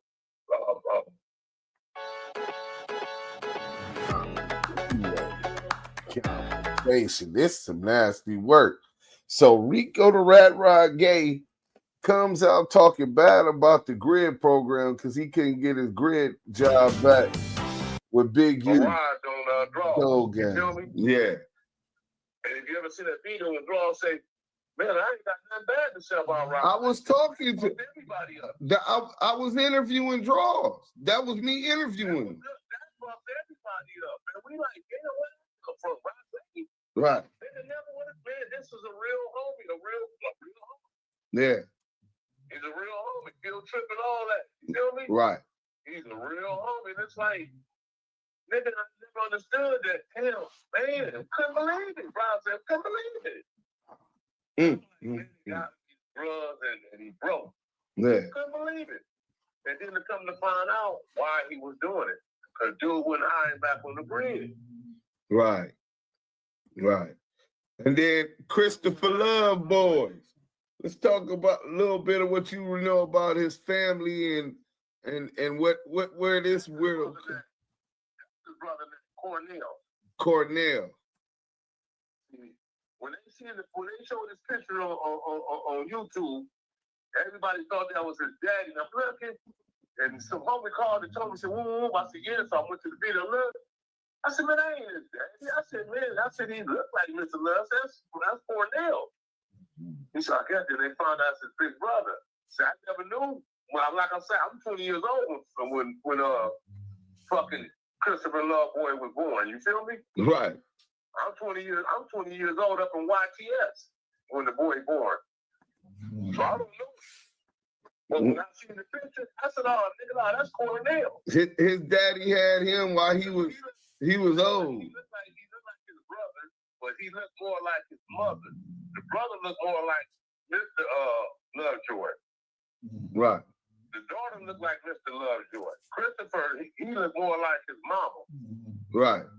But you could tell they all brothers and sisters. You could tell that. You can look at their face and tell they brothers and sisters if they all three of them standing there. Right. You know what I'm saying? He real high yellow because the daddy was high yellow. Mama is like your complexion. Okay. And the daddy is Christopher complexion. Right. That's his brother named Cornell. I knew I knew it was going to be Okay, Cornell, so man. Cornell is his brother. Yeah. He just 20-some years older than Christopher Love, boy. Yeah, he was like, no, I said, no, nigga, that ain't his motherfucking daddy, nigga. Brother. Okay, so the sisters Christina, Cornell, and Christopher. Or Christian or something. They all got a C name. Yeah, they all got a C. It's either Christina or Christian or some shit like that, but she's not gonna say. You know, I got to the 7th grade and then she was gone after the 7th because she was in the 9th grade, so I never knew her. I knew who she was. I knew that was Cornell's sister. Yeah, she a red bone. You checking out that red bone while you was a freshman in junior high school, you know what I mean? Only way I can remember her face because her and Cornell looked alike. She looked like their daddy, but that's the last time I seen her. Right. It was 70 motherfucking 7. Right. Because she didn't hang in the neighborhood like that with the other girls, our age and her age. And he didn't either. See, a lot of people don't know Cornell. A lot of people don't know him. Only people that know him if you live right in that area. People cross the tracks, they didn't know him. Only I know because he lived on our side. You know what I'm saying? It's around the corner from me. I grew up on 3rd, he grew up on 2nd. So and he went to Horse Man. That's where I met him at. I didn't meet him outside playing as a kid, like I said, you know, J-Dog and Rad and Snake and all them before we got to junior high school. I met Cornell in junior high because he didn't come outside. They wouldn't let him socialize like that, man. Yeah, he was protected and sheltered. Like that. Right, right. 76, 77, this was in the hood. These niggas is really turning it up. You Right. know, the Rollin 60 part is added to it is new, and it's the younger kids, and they pumped up. It's my sisters and them. They're peers. Right. So it's pumping up now. So it's like, now you got motherfucker just come outside and shoot marbles. You know what I'm saying? Right. Cornell wasn't built like that, and he was the only boy. He wasn't built like that. So he was him and his sister. And him and his sister was sheltered. So that's why Love Boy wasn't a gang member when he went to Crenshaw. He was sheltered. Nobody good knowing what people that went to school with. I'm telling you, 4 or 5 niggas that grew up on this block, they became Rollin 60s. Airwick Essential Mist Diffusers, perfectly portable, quick change fragrances, make any space fragrant and inviting. Let's go. Bang that like button. Hey, we giving y'all this exclusive content. I hope y'all appreciate it as much as I am appreciating it. But we up out of here. Let's go. Calling the hood on 2nd Ave. That's the reason his house on the same side. Everybody his age under that motherfucker that was called the zoo, and they was all Rollin 60. He never hung with them a day in his life. They all know him. They know him. They walking to school, they mobbing the Crenshaw, they walking up, and Miss Lovejoy pulling up, and Christopher getting his big old fat, chubby, out of shape ass out the car. They know him. Hey, wasn't he like 2nd string on the football team with third? Like third. It was like third. Man, what's up in the 3rd string? Tight end or receiver, number 97. That nigga was number 97, man. You know he wasn't gonna never get it again. You ever seen a receiver with 97? Hell no. Number 97 receiver is crazy. That nigga wasn't gonna never get it. That nigga was the laughing stock of the game. Oh, big for nothing ass nigga. How you a wide receiver wearing 97? Nigga, You supposed to be a lineman or something. You know what I'm saying? Play Pop Warner because if he played Pop Warner, it had to be somewhere way out of there. But because everybody in the hood played Pop Warner, you played for Inglewood. The demo. Inglewood all Junior All American. Oh yeah. The demo was the sheriff, the LA sheriff. Right. And you only played on the demos if you lived over there like East Coast hood. You know what I'm saying? Right. Firestone area. Them was the demos or Chip down there by Chip in the bottom. In the low bottoms. Right. You know, that was the sheriffs. And, you know, we all played for Inglewood Junior All American. So we grew up with the Inglewood family. Right. So Junior All American Inglewood, you had Inglewood families, Rollin 6, 8 Gangsters, a few 111s, a few Watergates, a few IVCs, you know, Future. You feel me? Yeah. These are all the kids we grew up with. I met Blocky from 7-7 Inglewood family. I met Fieldville. They was on my football team. Inglewood family. Right. Everybody was on the team hiding.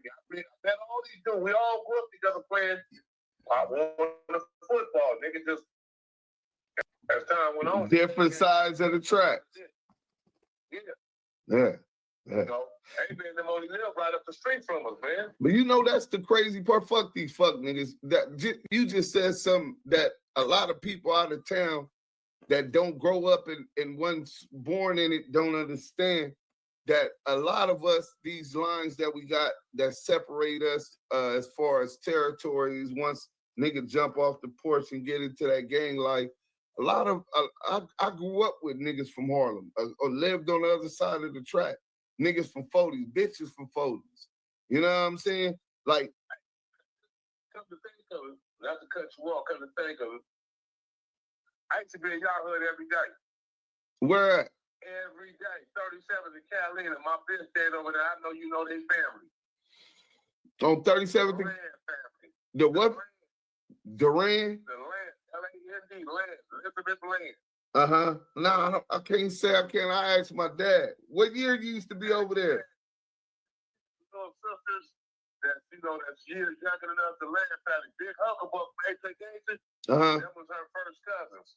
They out of New York. The Land family, they live right there on 37 in Catalina in the back. Big fucking daddy. Then Mr. Land was a big old family. And they lived in the duplexes in the back. I know right there, the alley was right there. I was going to Faux Shady, and that's where I met her at.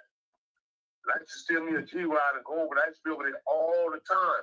And then, you like 15 years older than me, though. You like... The Moore brothers. Did you know the Moore brothers? No, do you mean the Miller brothers? No, the Moore brothers. They was there. Boys, they moved over there about 76, 77. Man, I was born in 78, man. Yeah, he's 60. He's 69. Okay, he used to know Jerry Moore. That's the oldest Moore brother. You know the Moore brother? Yeah. Anthony Moore got a life. Jerry Moore and Johnny Moore. They lived directly across the street from Van Ness Park. They left there. They was Van Ness boys. They left there and moved over to the Fruitown Brighams. Okay. And Jerry got killed over there in y'all hood on their porch. Some Harlems killed Jerry. And Jerry got killed. I want to say Jerry got killed. Mike Keppel here, Patriot Software's founder. I have a huge respect for small business owners, especially between 79 and 8, somewhere up in there, Jerry got killed. If Jerry was alive, I'm going to say Jerry 3 or 4 years older than me, so Jerry be about 65 if he was alive. Yeah, man, I should be over there all the time, man. Elizabeth Bland, man, my bitch stands over there. Oh yeah, I'm all the time. I'm definitely finna find out. But look, man, I appreciate all that, man. I'm finna get this together and get this out, man. Setting the record straight and standing on truth is really indicative of your character, man. That's all we really want. We never want to lie, smut nobody out, but just tell it how it is. You know what I'm saying? So, yeah, man. Well, I'm scared of that dude, man. You see, like the homie told him, he said, man, this nigga out here, you ain't saying nothing. This nigga go to jail now, you got a podcast. The homie told that he got, come on, man, stop it. Right. Did you know anybody that's happy that Rollin see him in jail, that's happy that he in jail, sometime or another, something happened between them. They scared of him, homie. Right. Did you know Pop LQ? Yeah, I know Laquan. Yeah, I know Laquan, man. Hey, wait. Laquan threw him, and his daddy was alive when I met Laquan. Yeah, I know Laquan. Look, his daddy was a hustler, right? His daddy was best friend. They was tight. Yeah. So Laquan, listen, bro. That's who pointed us to the Muslim house, to the prayer house. I think it was Laquan daddy that pointed draws that way. Right. So Laquan, me and Laquan was Sellies on 6 South, the floor Big U on right now, homie. And you know Laquan ain't no gangbanger. You know what I'm saying? Nah, he definitely no gangbanger. Right. He's just well protected. I mean, he's from 60s, but he was just well protected by bras and the homies loved him. Homies liked him because he was just a cool nigga. But you know, niggas didn't always know they grew up with Laquan, so they knew him. They knew him well. Right. So he was accepted. Right. For Uncle Son, yeah, he was a homie. Right. He was a homie, but he wasn't no gang banging homie. But that's Laquan. That's the homeboy. Right. You know? Right. If we would have been out about seeing him somewhere and niggas trying to whoop on him, we would have jumped in. Yeah. Yeah. So I consider him a homie. You know what I'm saying? Yeah. So what do you think about him now fucking with Eddieboy and whacking him, and Big U ain't been gone 5-6 months? The homie tried to argue me to death when I told him what was going on with that. He said, nah, nigga, that nigga never turned on bras. That nigga bras never in the death, he loved bras, he never turned on bras. And I'm like, well, man, they said. And I'm like, man, they said that, you know, he fuck with Eddieboy and them and all that now. And if he do, I can't see it. I can't understand it. I don't even see the connection. Right. Well, because he never hung with Eddieboy back then. Eddieboy wasn't banging no more. Eddieboy would come to the dice game. If you're around the homies, when we finna have a football game or something against somebody or something like that, a meeting, you know, fee call meeting, Eddieboy was never there. He never came around to shit like that. Right. When he got out in 88. He was all about his money. Right. And I've never seen Quan and Eddie together. And Draws didn't start, you know, fucking with Eddie until Eddie was out probably about 2 years. Because Draws was locked up. Draws was in there for Howard. Draws got out. Right. Draws felt like anybody that hadn't been to jail that's out here getting money, talking about your gangbang and this and that, nigga, you the police. So Draws was pressing them niggas. And Eddieboy was, I think it was one of the ones he was pressing, because Eddieboy came to us and said, man, this nigga Big, you keep swinging me, man, I'll take you on a lick. And I'm like, nigga, you not like you scared of him, nigga, take him. Nigga, ain't scared of nobody, take him in, nigga. And see, I had known Eddieboy for about 2 years at this time, a year. Right. You know, so, you know what I'm saying? And that was his way of getting Draws back for putting that word out of him in prison that he told on Ed. That was his way. For 30 years, dog, for 30 years. For 30 years, you haven't seen this man from 91, from the time you and him separated in prison, you left prison, I'm going to say 92. You ain't seen this man in over 30-something years, dog. You get out of jail. Niggas don't even know you're out of jail. Nobody ever really heard of you, period. You didn't make a name for yourself in prison. They know you as a Muslim. Right. All these years, Draws is on the street, and you on the street. You never came around to the neighborhood or nothing. You never came to no funerals, no nothing. Damu, when you've got a classic ride, you make time to work on it. No nothing. All that funerals, me and them standing there talking, hugging, me, him, and Corrupt. Boy, you never came to none of that for all these years. And all of a sudden, here you come. Come on, man. Right. Right. And what real quick, you did say that you had met the boy Dale Morrison, Monster, right? He turned and said, no, my boy right here he gonna rent that out. And it was Dale. We didn't change names and nothing. He stuck his hand out to shake my hand. I got him. And Draw said, boy, you just ain't gonna change, huh? Cause no, I don't shake hands with niggas. I don't, you know that. Yeah. And the nigga Dale stuck his hand out. What's up, Blair? And I balled my fist up and gave him daps and draws. Said, nigga, you don't chat. You don't trust nobody. I'm like, nigga, you know what I mean? And he was renting one of the houses on Arlington, right? Yeah, on Arlington. Right. If you coming from Slauson, it's gonna be on your right hand side. It's gonna probably be about, I want to say about 4 houses from 59. From 59 to about 4 houses. Yeah. I was driving in. I called him. He jumped out. I said, man, I'm homeless. I need a place to stay. I need to rent that shit. He said, oh, no. He said, my partner right here is going to rent it. He said, but man, my wife has got something else. And I think you said a place in the 40s. He fixed that up. And give me a call in a few months. Yeah. See, I already know Whack 100 was close friends with this nigga, so close that when Draws told Monster, hey, cut that nigga Whack off, he's an informant, he ran back and told Whack. So Whack, knowing that this nigga owe Big U and he's scared because he playing with Big U money, he's scared of Big U himself. He done told Dale, listen, what you need to do is tell them people he extorting. You know what I'm saying? And that's what they trying to push to lock him into that Hobbs Act case. They done lied snitched on this man, bro. Look, all that Whack say he was with him every day and all the time. I remember seeing that dude one time with him. Right.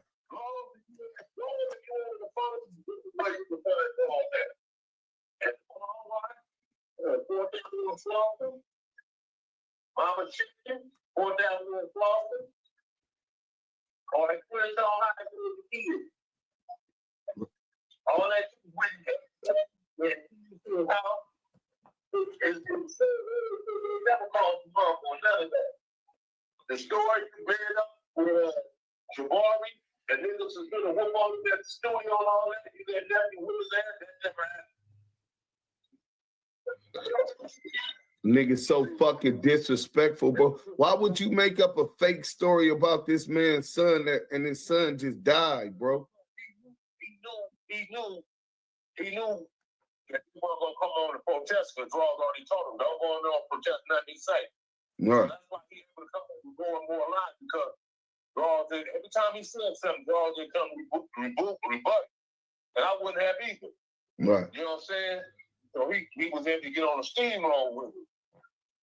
Right. So that never happened with the boy. That never happened. They never called him uncle. They already know they never called him uncle. He didn't have no keys to Draws, no house. All that sleeping on the couch bullshit, that's all lies, homie. Right. Right. I'm motherfucking Nancy in the gated community. What I'm gonna sleep on Duse M's couch for? Right. I don't get high, so ain't no problem for me to get on the freeway and go home. Right. What I'm gonna sleep on your couch for? Yeah. Shit don't even sound right.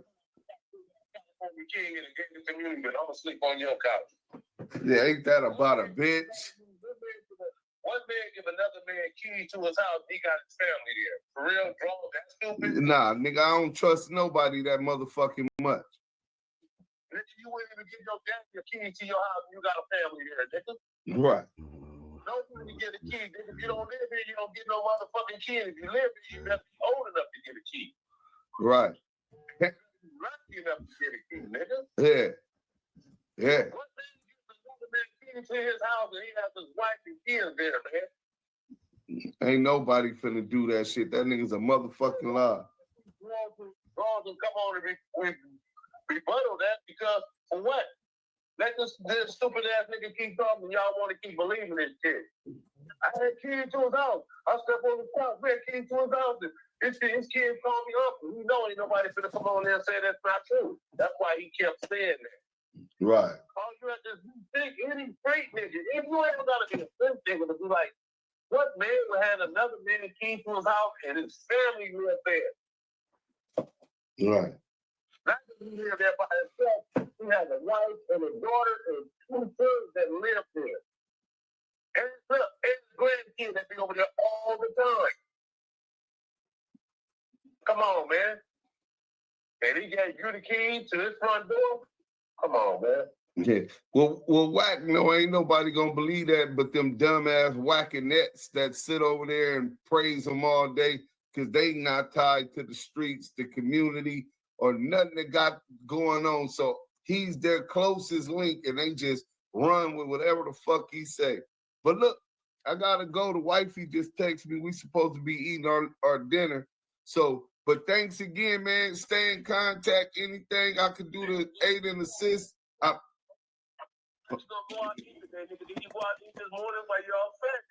Hey, listen, I'm losing weight, but that's what she do. Her job is to keep me fat. Her mama and them was just complaining, saying I'm getting skinny. You know what I'm saying? So y'all wait this morning, you going to eat again? Yeah, man. No, man, you got to start cooking, man, and eat healthy, bro. Well, that was healthy. That was straight off the farm, right? Like that was some real healthy shit. And she usually cook for me, but right now we finna go eat because we supposed to be stopping by her mom's house. You know what I'm saying? So we ain't got no time to be cooking today. But yeah, man, you're 100% right. She been on me about it. But today, you know what I'm saying? She don't feel like cooking. So we went to the fresh off the farm, from the farm to the table, to the plate. You know what I'm saying? And then from there, we finna probably go eat some of this T-bone steak. You know what I'm saying? So yeah, man. I only eat 2 meals a day, bro. You know? Now watch this Eagle and Cowboys gonna be 21-0 Eagles, nigga. It's only the second quarter. Man, I'm so glad because I would have took the Cowboys with them points after Dak Prescott. 21-0. Went to the Raiders, that was expected. Not 4 touchdowns. Prescott. I ain't heard Dak Prescott throw 4 touchdowns or contribute 4 touchdowns in about 2-3 years. So I said, well, if he coming off that, he gonna be able to at least do 2-3, and it's a division rivalry. But I'm glad I didn't bet, man. Cowboys is weak, man. Of course they were supposed to do that to the Raiders last week. That was expected. Right. All right, bro. I'll holler at you. Salute. Man, holler at you, man. All right, one. Boom.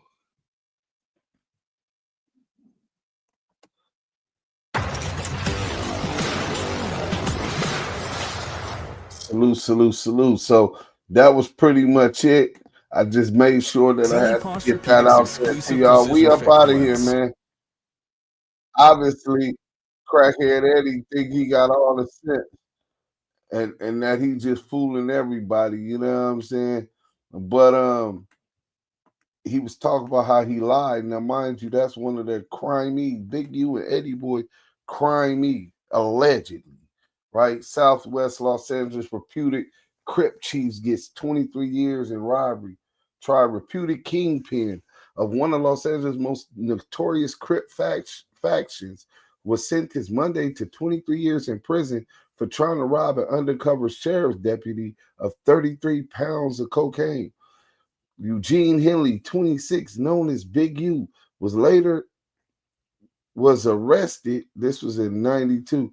Was arrested last December in a sting operation after he and a friend, Eddie J. Wagner, tried to rob an undercover officer who they apparently believe was a drug dealer, said Deputy District Attorney Phil Stern. Wagner, who was sentenced to 32 years, had arranged to purchase the cocaine from the officer, Phil Stern said, but Henley arrived with a gun and demanded that the deputy hand over the drugs. Other officers watching the exchange moved in and arrested both men.